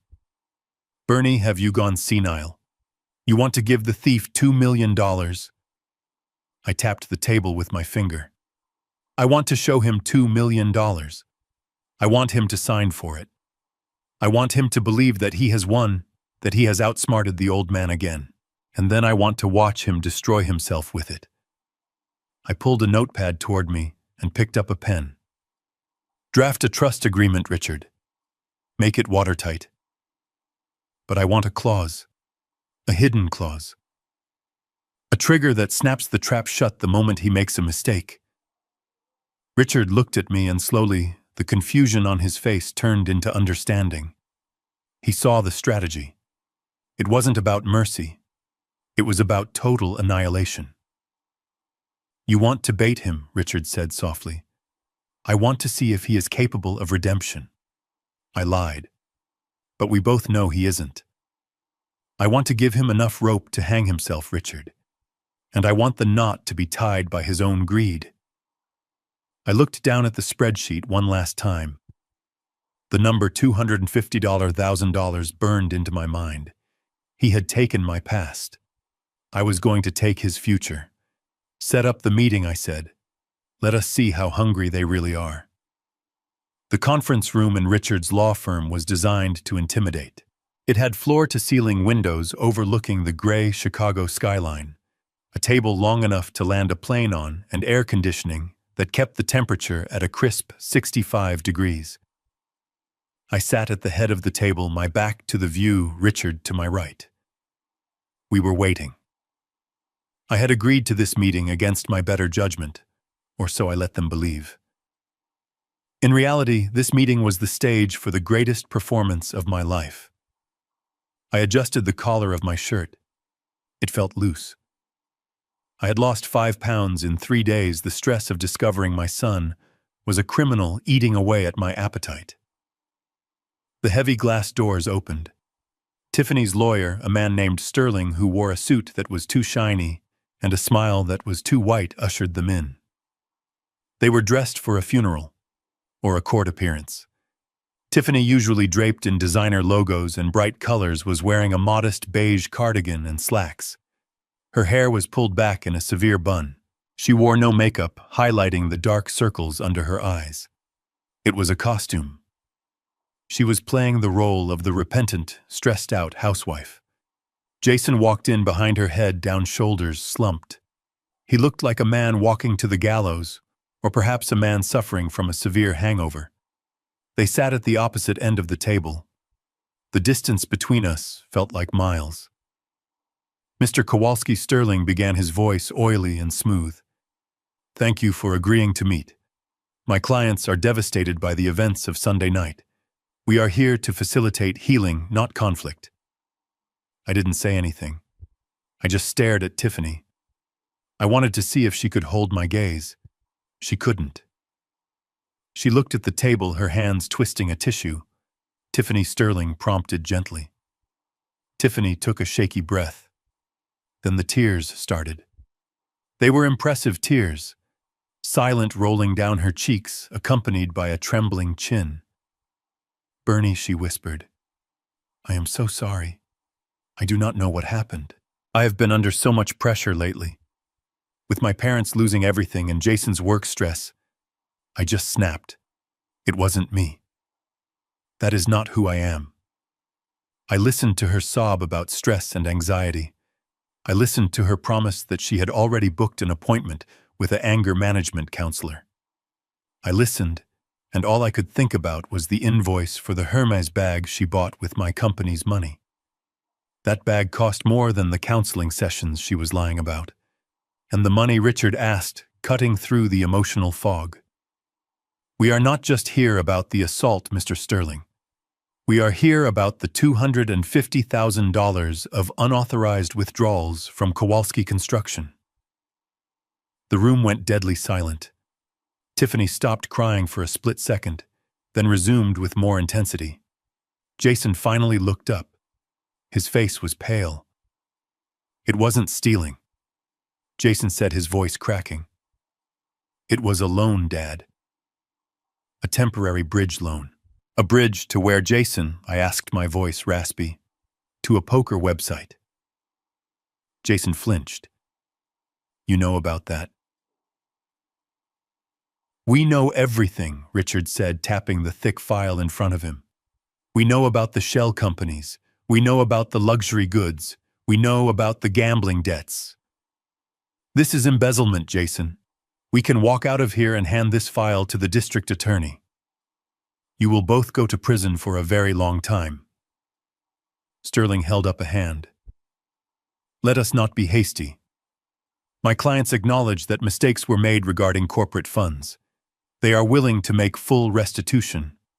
With what money, I asked. They are broke. That is why they stole it in the first place." "We will sign a promissory note," Jason said eagerly. "We will pay you back every cent, Dad, with interest. We just need time. Please, do not ruin our lives over money. We are family."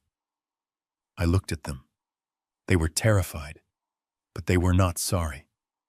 They were sorry they got caught. They were scrambling, trying to patch the hole in the boat before they drowned. It was time to play my card. I let out a long, shuddering sigh. I slumped lower in my chair. I rubbed my eyes, letting my hand shake visibly. I made myself look smaller, older, defeated. "I am tired, Richard," I said, my voice barely above a whisper. "Bernie," Richard asked, playing his part perfectly.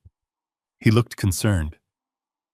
"I am 70 years old," I continued, looking at the table. "I built this company to take care of my family.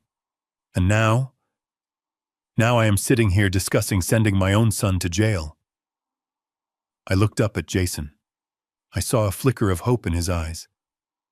"I do not want to spend my last years in a courtroom," I said. "I do not want the Kowalski name dragged through the mud in the press." "Dad," Jason said, leaning forward. "I will drop the charges," I said. Richard slammed his hand on the table. "Bernie, you can't be serious. They assaulted you. They stole $250,000. I waved a hand dismissively. "It is only money, Richard. And the cut on my head. It will heal." I looked at Tiffany. Her tears had miraculously stopped. She was watching me with the intensity of a hawk spotting a mouse. But I said, raising a finger, "There are conditions." "Anything," Jason said. "Anything you want." "First, I want a full confession regarding the money signed and notarized. Just for my records, so I know I am not crazy. Second, you will start paying it back $500 a month. I know it will take a lifetime, but it is the principle." "We agree," Sterling said quickly. "Absolutely." "And third," I said, pausing for effect, "I realized something this week. I have been holding on too tight. I have been selfish, just like you said, Jason." I saw Jason wince at his own words, but he nodded encouragingly. "I want to make sure the future is secure," I said. "I am going to liquidate a portion of my personal assets, my bond portfolio." Tiffany's eyes widened. She knew about the bonds.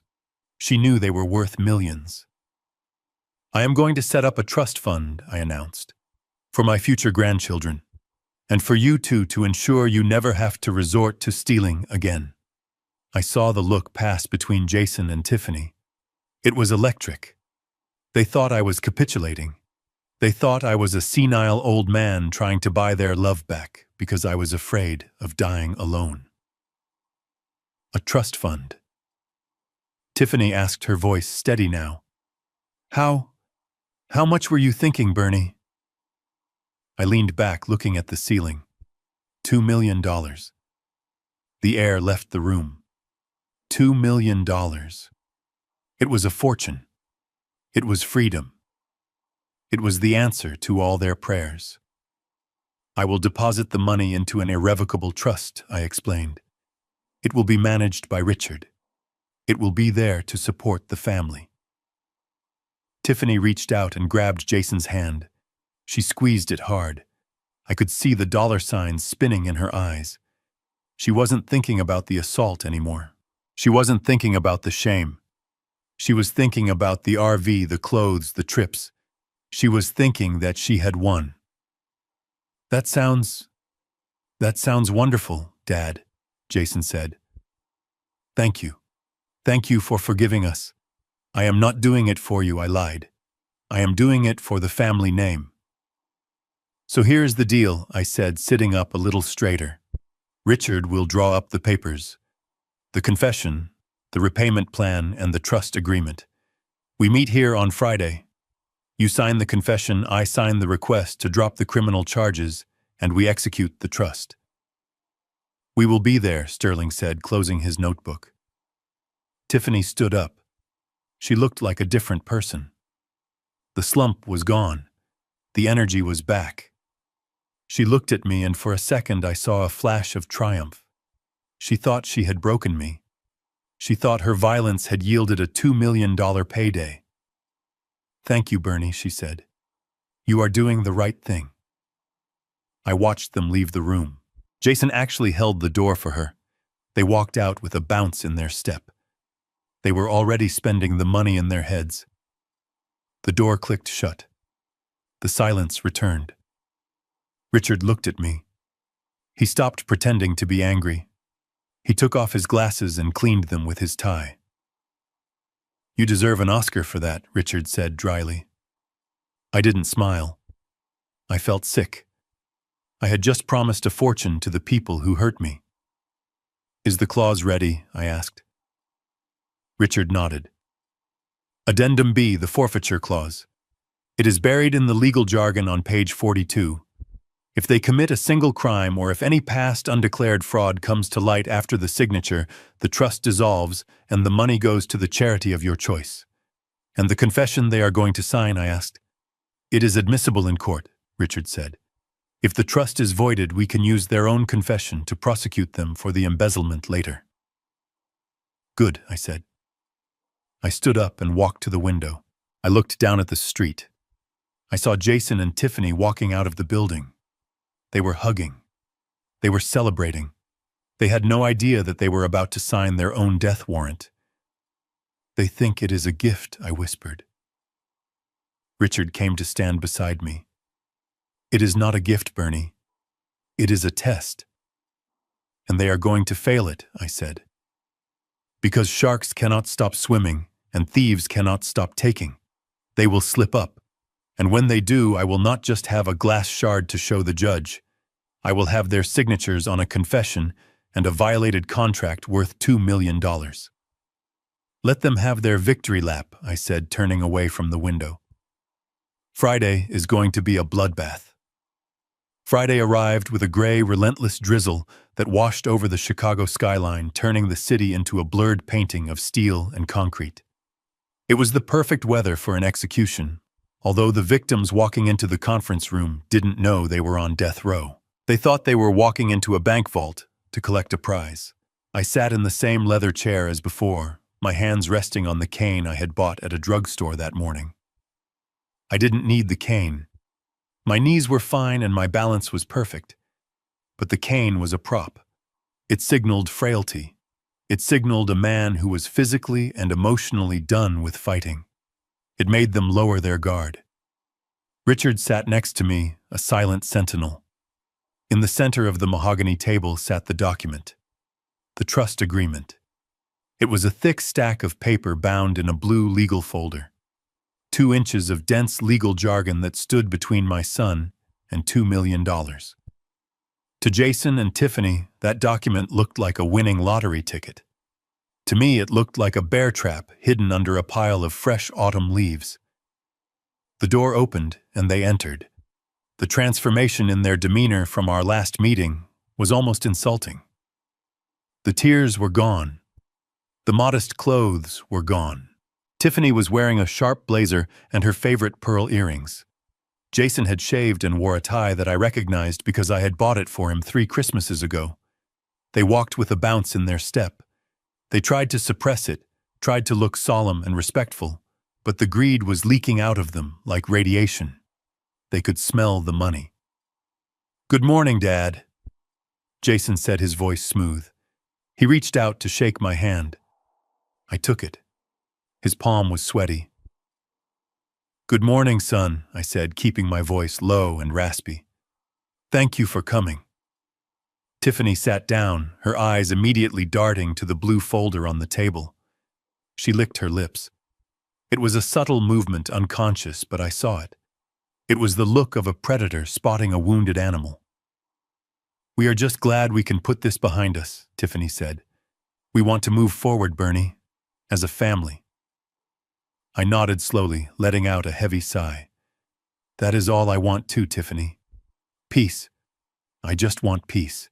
Richard cleared his throat and pulled the document toward him. He opened it with a crisp snap of the paper.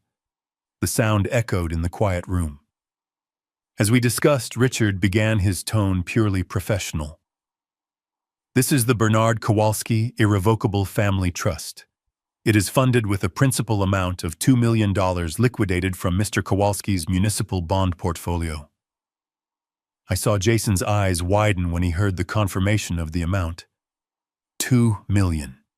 He was doing the math in his head. He was calculating how many hands of poker that could buy how many months of luxury living it could secure. Richard continued flipping through the pages. "The structure is standard. The trust will provide a monthly stipend to the beneficiaries, Jason and Tiffany Kowalski, for living expenses, medical costs, and maintenance of the family estate. The principal is to remain invested, but the dividends are substantial. Excellent, the lawyer, Mr. Sterling said. He was beaming. He was probably thinking about his commission. It appears everything is in order. We have a few formalities to go through, Richard said. He turned to page 10. Here we have the repayment agreement for the unauthorized corporate withdrawals. By signing this, you acknowledge the debt of $250,000 to Kowalski Construction to be repaid via deductions from your trust stipend over a period of 20 years. Jason waved his hand dismissively. Yes, yes. We agreed to that. Deduct whatever you need. He didn't care. He was getting free money. Paying back what he stole with money I was giving him didn't feel like a penalty to him. It felt like a wash. He was so eager to get to the signature page that he was barely listening to the terms of his own probation. Richard flipped through more pages. He talked about tax implications. He talked about trustee oversight. He talked about investment strategies. Jason and Tiffany were nodding their heads, bobbing like plastic dolls, saying yes to everything, understanding nothing. They were bored. They wanted the check. And finally Richard said, stopping at page 42. We have addendum B. I leaned forward slightly, resting my chin on my hands on top of the cane. This was the moment. This was the kill shot. Richard adjusted his glasses. This is the conduct clause. It is standard in trusts of this magnitude to protect the principal from misuse. It states that the beneficiaries must remain in good standing with the law. Tiffany laughed, a light tinkling sound. Well, we are certainly not planning on robbing any banks. Richard didn't smile. The clause specifies that if any beneficiary is convicted of a crime, misdemeanor, or felony against the grantor or his estate, their interest in the trust is immediately revoked. Furthermore, and this is important, if any past fraudulent financial activity, currently unknown to the grantor, is discovered after the execution of this document, the trust is voided retroactively, and the funds revert to a charitable remainder. It was a mouthful of legalese. It was designed to sound boring. It was designed to sound like boilerplate text that lawyers put in to bill extra hours. Jason looked at the page. The text was dense, single-spaced. He didn't read it. He glanced at the clock on the wall. He was probably thinking about lunch. Standard stuff, Jason said. Good standing. Got it. Where do we sign? My heart hammered against my ribs. He didn't ask what defined fraudulent activity. He didn't ask if the conduct included the things he had already done but hadn't confessed to yet. He assumed that because I was creating the trust, I had forgiven everything. He assumed the slate was wiped clean. He didn't realize that I wasn't wiping the slate clean. I was preserving the evidence in amber. Right here, Richard said, pointing to the line at the bottom of the page. And initials on each page, please. Jason picked up the pen.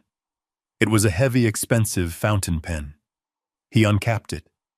The scratching sound of the nib on the paper was loud in the silence. Scratch, scratch, scratch.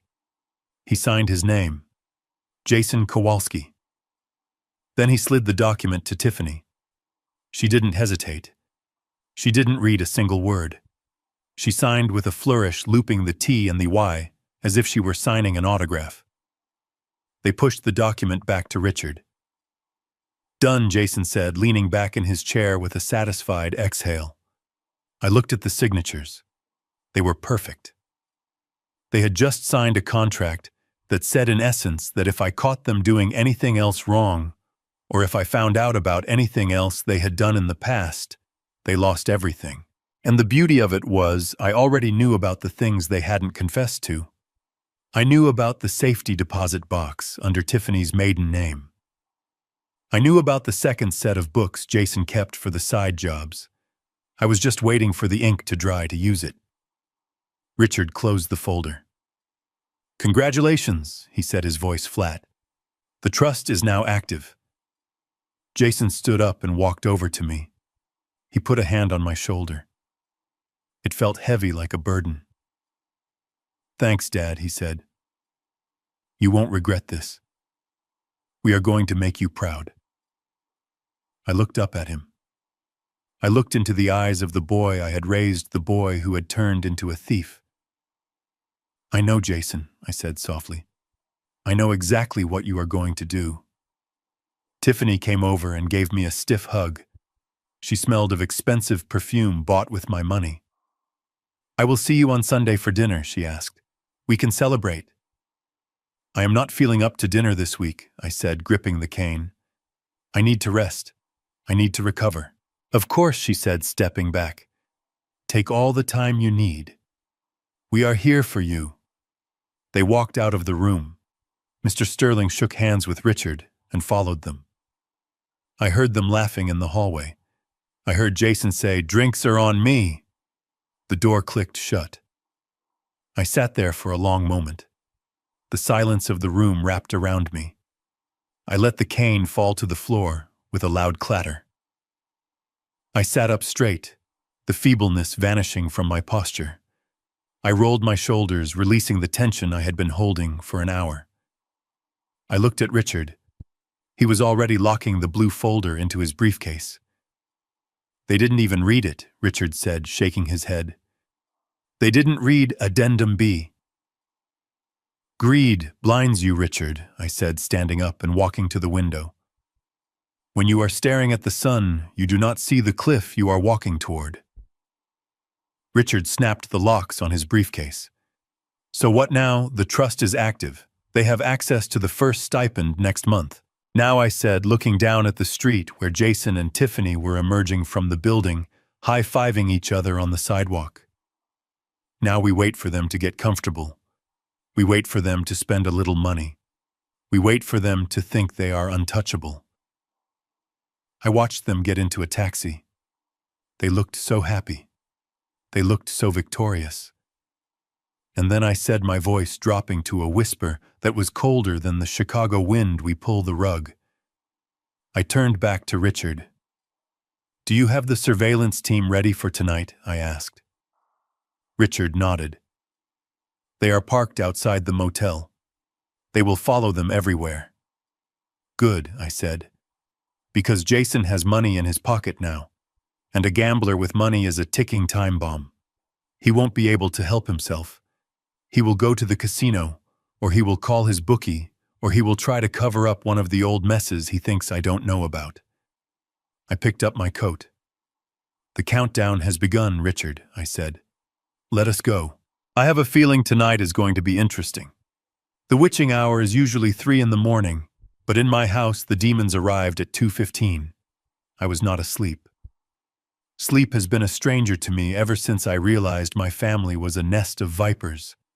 I was sitting in the dark of my study, the only light coming from the street lamp outside filtering through the heavy velvet curtains. I was waiting. Richard's surveillance team had tipped me off 2 hours ago. They told me Jason had left the motel in a rental car driving erratically, stopping at a bar known for hosting the kind of people who break kneecaps for a living, and then heading straight here. I knew he was coming. I knew why he was coming. The trust fund we had signed 3 days ago was a promise of future wealth, but Jason had present tense problems. Sharks do not care about future dividends. They care about blood in the water today. I heard the car roll up the driveway. He killed the engine before he reached the garage, trying to be stealthy. It was pathetic. I heard the crunch of gravel under tires, a sound as loud as a gunshot in the silence of the suburbs. Then came the footsteps, slow, hesitant creeping toward the back door. I sat perfectly still in my wingback leather chair. Across my lap lay my old Remington 870 shotgun. It was not loaded. I would never shoot my own son, no matter how much he deserved it. But Jason did not know it was empty. And fear is a much more powerful weapon than buckshot. I heard the jingle of keys. He was trying the back door leading to the mudroom. I heard the metal slide into the lock. Then the confusion. I heard him jiggle the handle. I heard him curse under his breath. He was using the key I had given him 10 years ago, the key to his childhood home. He did not know that key was now useless metal. He did not know that Mike the locksmith had turned this house into a fortress. He tried again harder this time, grinding the key against the tumblers. It refused to turn. Panic makes people stupid. If he had been thinking, he would have turned around and left. He would have realized that a changed lock meant I knew. But he wasn't thinking. He was desperate. I heard him move to the left toward the kitchen window. I knew that window. The latch was sticky. It was the weak point. Then came the sound I had been dreading.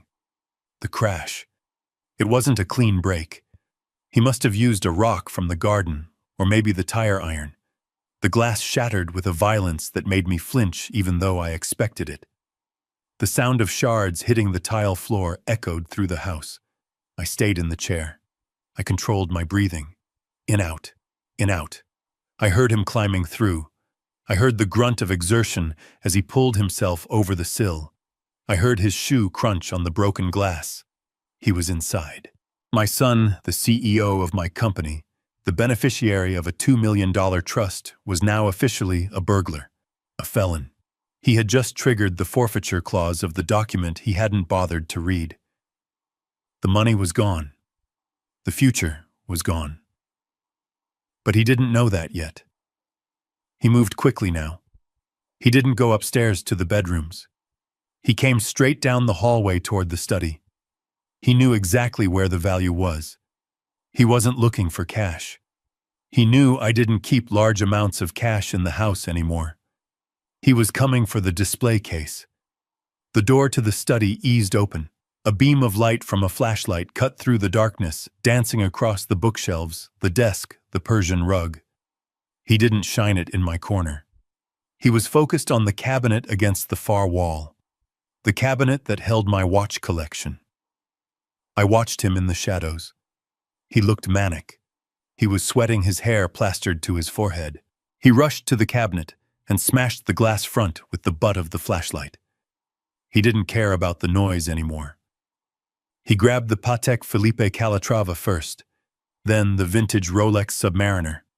Those two watches alone were worth $80,000 on the gray market. Enough to pay off a lot of debt. Enough to keep his legs intact. He was shoving them into his pockets, his hands shaking so badly he almost dropped the Rolex. He was muttering to himself, "Just get it. Just get it and go." I let him fill his pockets. I let him think he had succeeded. I let him turn around to leave. Then I reached out and clicked the switch on the brass lamp beside me. The light flooded the room, harsh and sudden. Jason froze. He spun around, his eyes wide, pupils dilated in terror.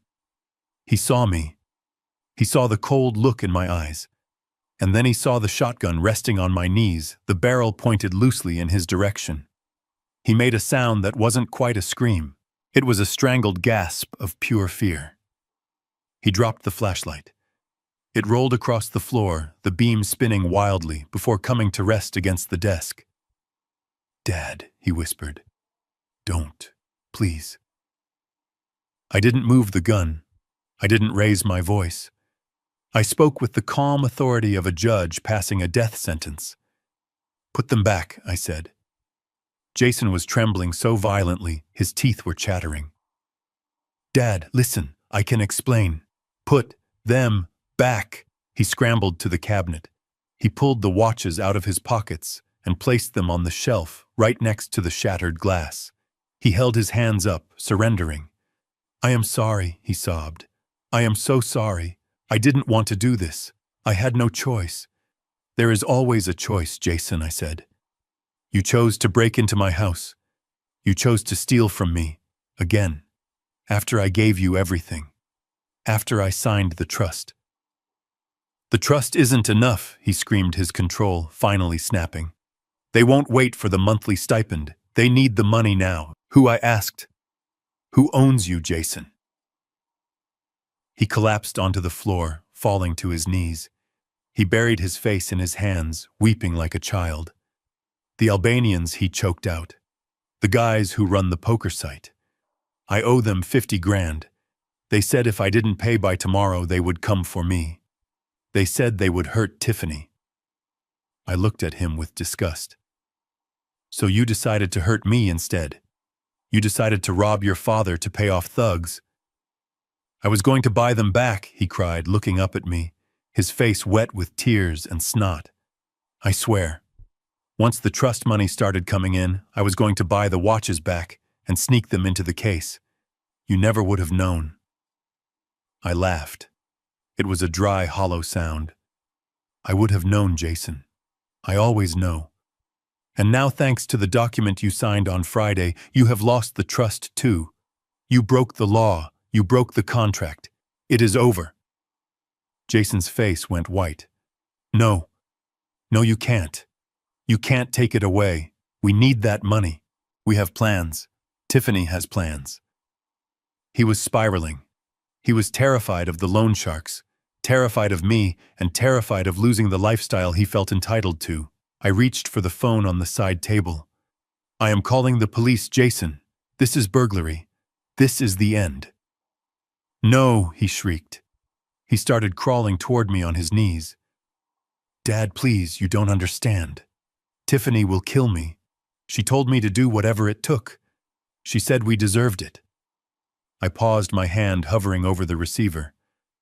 Tiffany told you to rob me, yes, Jason confessed, desperate to shift the blame. She said you owed us. She said you were just a stingy old man sitting on a pile of gold. She said... He stopped. He realized he had said too much.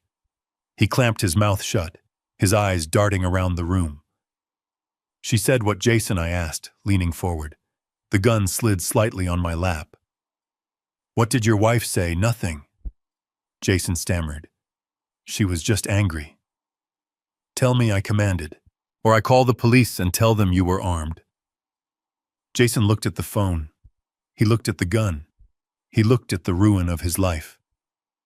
She said it wouldn't matter if I took the watches, he whispered, his voice trembling with a horror I hadn't seen before.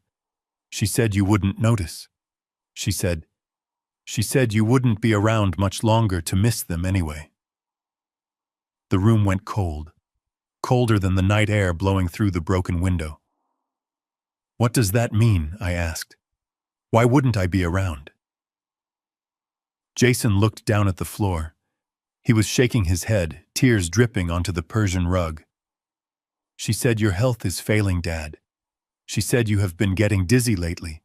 She said nature is taking its course faster than you think. My hand froze on the phone. Dizzy. I had been getting dizzy. I had been having headaches. I thought it was stress. I thought it was blood pressure. But how did Tiffany know?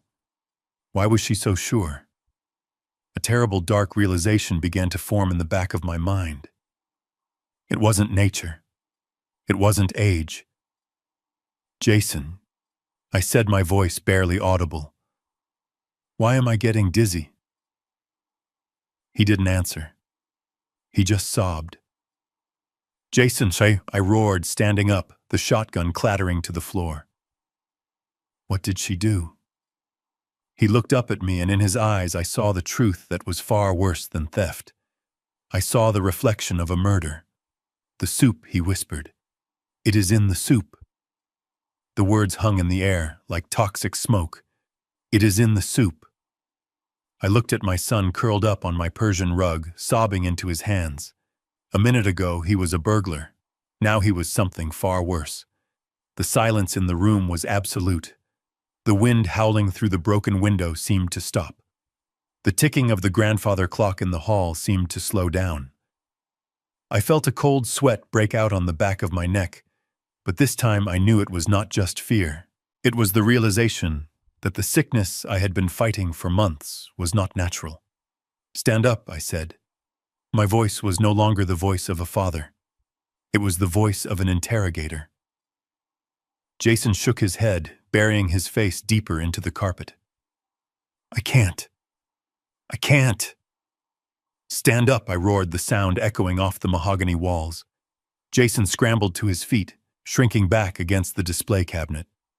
He looked at the shotgun on the floor, then at me. He looked like a trapped rat. "What is in the soup, Jason?" I asked, taking a step toward him.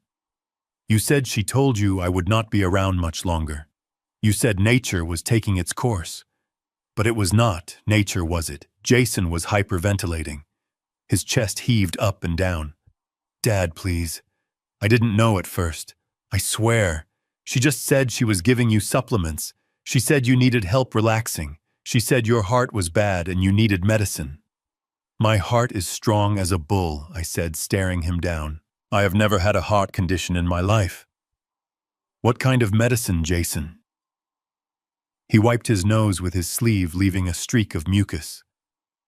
"Sedatives," he whispered. And blood thinners." I felt the room sway. I reached out and gripped the back of the leather chair to steady myself. For the last 6 months, I had been plagued by dizzy spells. I had woken up in the middle of the night, disoriented, my limbs heavy as lead. I had gone to my doctor 3 times complaining of fatigue and vertigo. He had run tests. He had found nothing wrong, attributing it to age and stress. He had told me to eat better. So I did. I ate the meals my loving daughter-in-law prepared for me. The tomato bisque, I said, the memory flooding back. Every Sunday. She insisted on making me tomato bisque. She said it was good for my digestion. Jason nodded, tears streaming down his face again. She crushed the pills into the powder. She mixed it in the kitchen before she brought the bowl out. She said it would just make you sleepy. She said if you were tired, you wouldn't ask so many questions about the money. I looked at him and I saw the lie he was telling himself. He wanted to believe it was just to make me sleep, but we both knew the truth. And the blood thinners, I asked, my voice deadly quiet.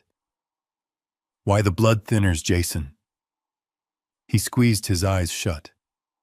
She said, "Old people fall. She said if you fell and your blood was thin, it would happen faster. You would just go to sleep and not wake up. It would look like an accident, a stroke, or a hemorrhage." I remembered last month. I was walking down the stairs to the basement. I had felt a sudden wave of dizziness. The world had spun. I had grabbed the railing just in time, my knuckles turning white as I hung there gasping for air. If I had fallen, then down 12 concrete steps with my blood unable to clot, I would have bled out on the cold floor before anyone found me. They weren't waiting for me to die. They were actively killing me. "You tried to murder me," I whispered. "My own son. You sat at my table, you drank my wine, and you watched me eat poison." "I didn't do it." Jason screamed, his voice cracking. "It was her. I told her to stop. I told her it was dangerous. But she said we needed the inheritance. She said you were too healthy. She said you would live to be 100, and we would be old and gray before we saw a dime." "And you let her," I said. "You didn't call the police. You didn't warn me. You just watched." I was afraid, he cried. "She is crazy, Dad. You don't know what she is like when she gets angry. She controls everything." "You are a coward," I said, the disgust rising in my throat like bile. "You are a weak, pathetic coward. You would rather see your father dead than stand up to your wife." I looked at the soup tureen sitting on the sideboard in the dining room, visible through the open door. It was a gift from them last Christmas, a vessel for death. I felt a sudden clarity. The confusion of the last few months vanished. The headaches made sense. The bruises that wouldn't heal made sense. I wasn't getting old. I was being assassinated. I walked over to the desk. I picked up the phone. "What are you doing?" Jason asked, his eyes wide. "Dad, please, we can fix this. I will testify against her. I will tell them everything. Just don't call the cops on me." I am the victim here too. When I stopped dialing and looked at him. "You are not a victim, Jason. You are an accomplice. And tonight you are a confessed killer." I punched in the 3 numbers. 911. Jason lunged toward me. For a second, I thought he was going to attack me. I thought he was going to finish the job Tiffany had started. But he stopped short of the desk, collapsing onto the floor again, curling into a ball. He knew it was over. He knew there was no fighting the man who had built skyscrapers. "Operator," a female voice said in my ear, "what is your emergency?" I took a deep breath. My voice was steady. It was the voice of a man who had just survived a war. "My name is Bernard Kowalski. I am at 452 Lakeview Drive. I have an intruder in my home. He is secured." "Okay, sir," the operator said. "Are you injured? Is the intruder armed?" I looked at Jason sobbing on the floor. I looked at the broken window. I looked at the empty spaces in the watch cabinet. "No," I said. "He is not armed. But I need you to send detectives. Not just patrol detectives." "Why is that, sir?" she asked. "Because this is not just a burglary," I said, staring at the top of my son's head. "I have a confession for conspiracy to commit murder. My son and his wife have been poisoning me." There was a pause on the line.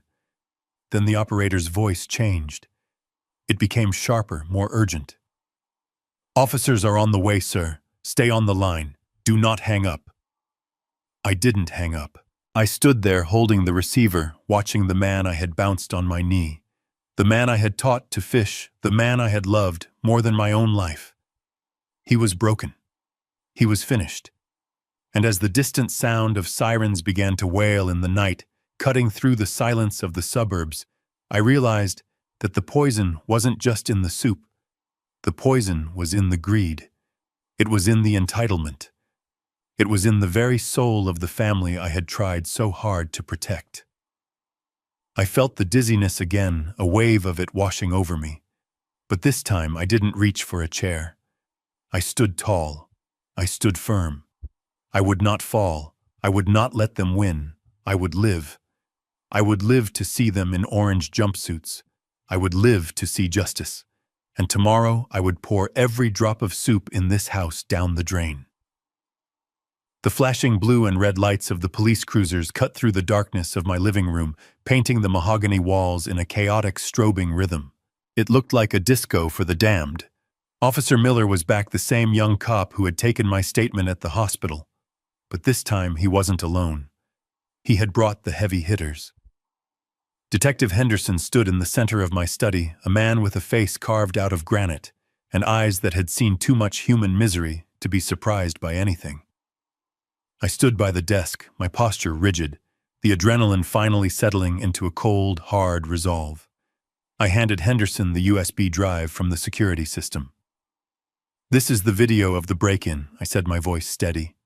"It shows the forced entry. It shows the attempted theft of property valued at over $80,000. But that is the least of it." Henderson looked at me, raising an eyebrow. "The least of it," I picked up my phone. I had already stopped the recording and saved the file. I pressed play. The sound of Jason's sobbing filled the room, tinny but undeniable. Then came my voice asking the question that had shattered my world. "What is in the soup, Jason?" And then his answer. The confession that would bury him. Sedatives. Blood thinners. She said it would look like an accident. The room went deadly silent. The only sound was the heavy breathing of my son, who was still curled on the floor, guarded by 2 uniformed officers. Henderson listened to the entire recording. He didn't blink. When it finished, he looked down at Jason with a mixture of pity and professional disgust. "Get him up," Henderson said. The officers hauled Jason to his feet. He was limp, a marionette whose strings had been cut. He didn't look at me. He stared at the floor, his eyes vacant. As they snapped the handcuffs on his wrists, the metallic click sounded like a gavel coming down. "Dispatch, this is Henderson," the detective spoke into his radio. "We have the male suspect in custody. Upgrade the charges. We are looking at conspiracy to commit murder in the 1st degree and burglary." "Copy that," dispatch replied. "Unit 3 is at the motel. They have secured the female suspect." I listened intently. The radio crackled again. "Detective, you are going to want to hear this." We tossed the room. We found the stash in the bathroom vanity. We have multiple bottles of crushed pills, no labels. And we found a notebook. "A notebook?" Henderson asked. "Affirmative. It is a spiral-bound logbook. It is titled Dosage for Bernie. It lists dates, times, and amounts mixed into food. It goes back 6 months." I felt a chill run down my spine that had nothing to do with the broken window. A logbook. They hadn't just poisoned me.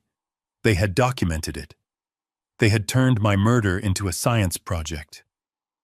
They had tracked the decline of my health with the same attention to detail that I used to track the foundation of a skyscraper. That book was not just evidence.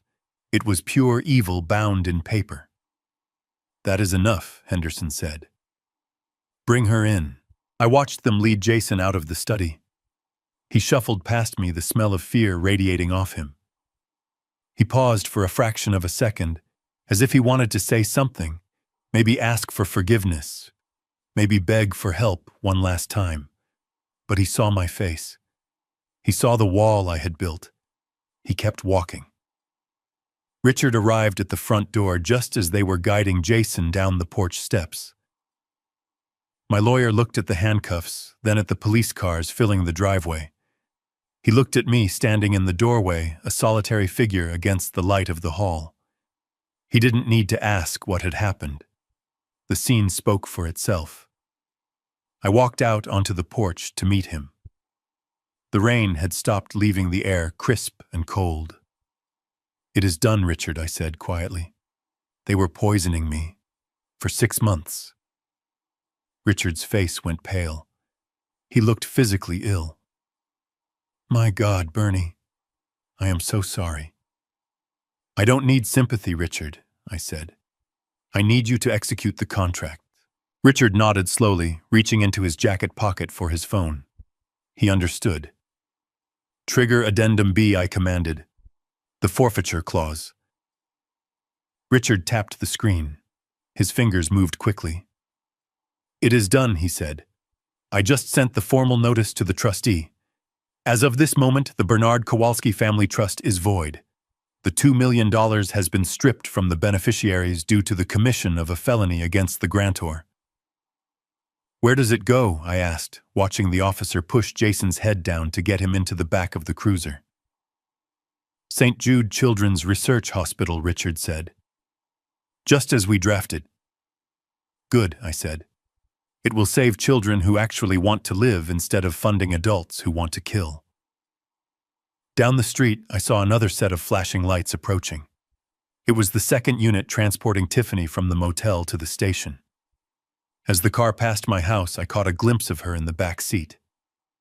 She wasn't crying. She was screaming, her face twisted in a mask of rage, shouting at the glass that separated her from the world. She was still fighting. She still thought she could manipulate her way out of this. She didn't realize that her logbook had already sealed her fate. The neighbors were out now. Mrs. Higgins was on her lawn in her bathrobe, clutching her chest. The young couple from next door was peering through their blinds. They were witnessing the fall of the House of Kowalski. They would talk about this for years. They would whisper about the old man and his ungrateful children. Let them talk. I watched the 2 police cars drive away, their taillights fading into the distance, taking with them the last toxic remnants of my life. I stood there for a long time. I checked my pulse. It was steady. I took a deep breath. My lungs were clear. I was alive. I was alone, yes. But I was alive. And for the first time in 6 months, I didn't feel dizzy. I felt strong. I didn't cry. Tears are for loss, and I hadn't lost anything tonight.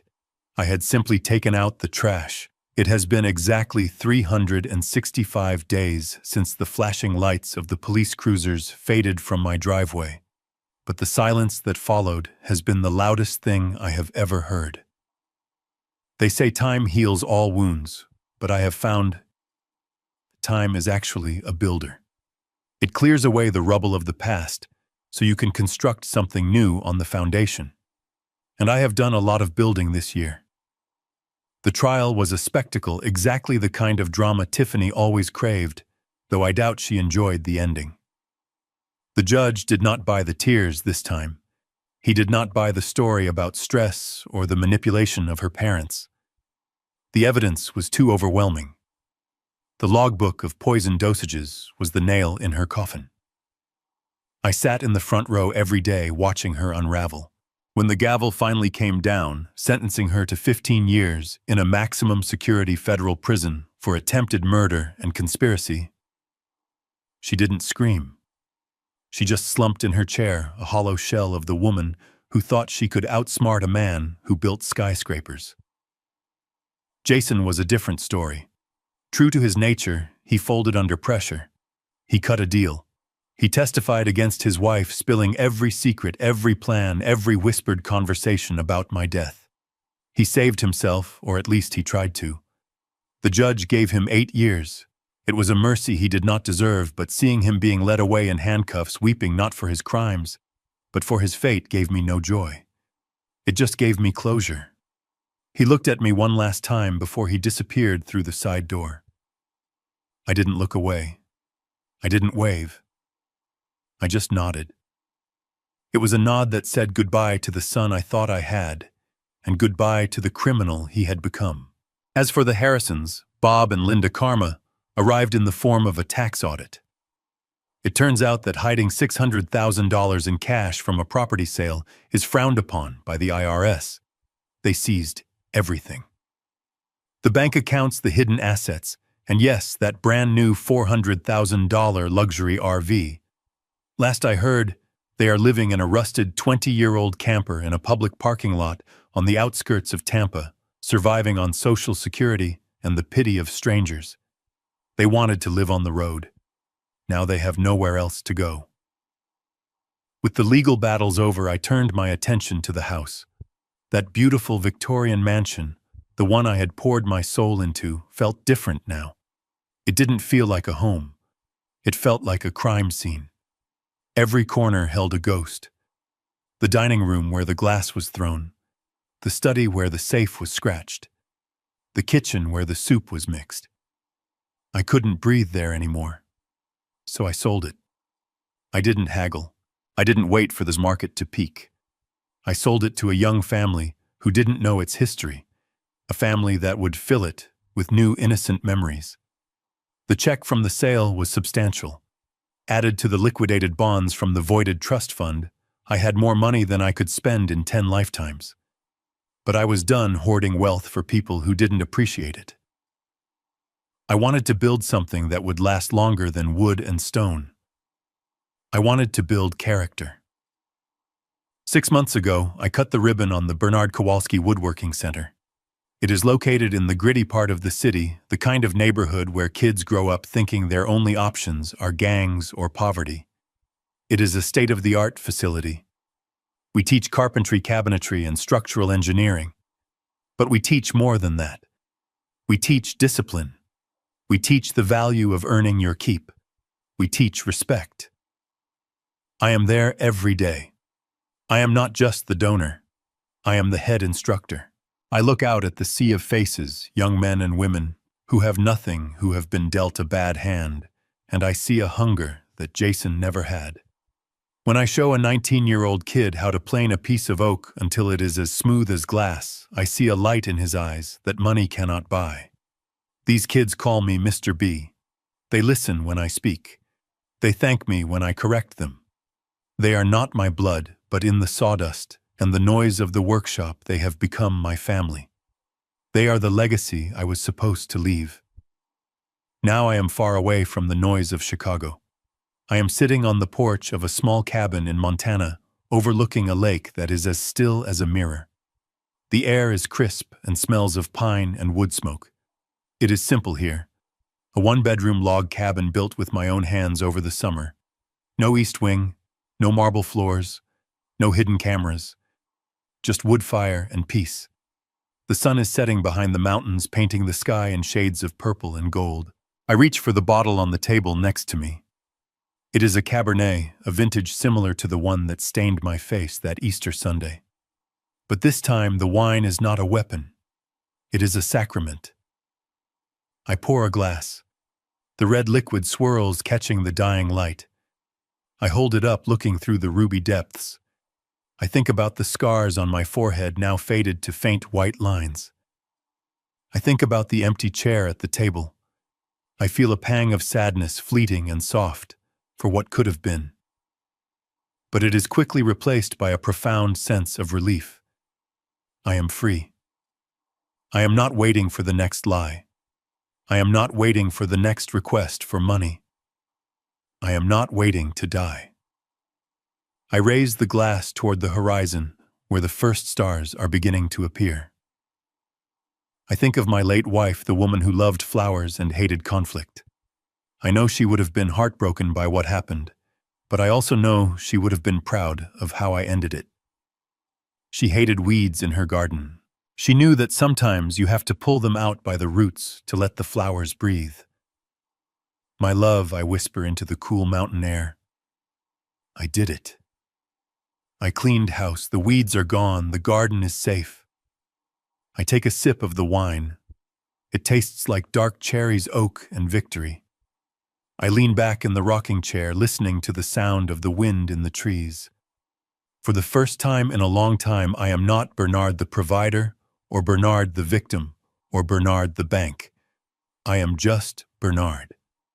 And that is enough. The story of how I lost my family to find myself is over.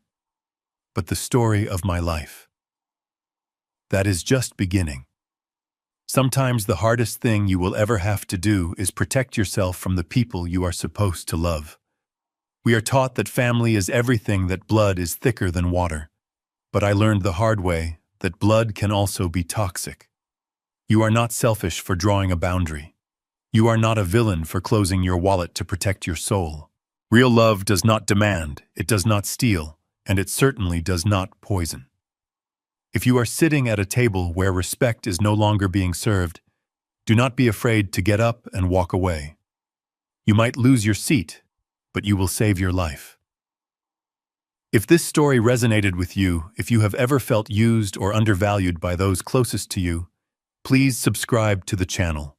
Hit that like button and share this video with someone who needs to hear it.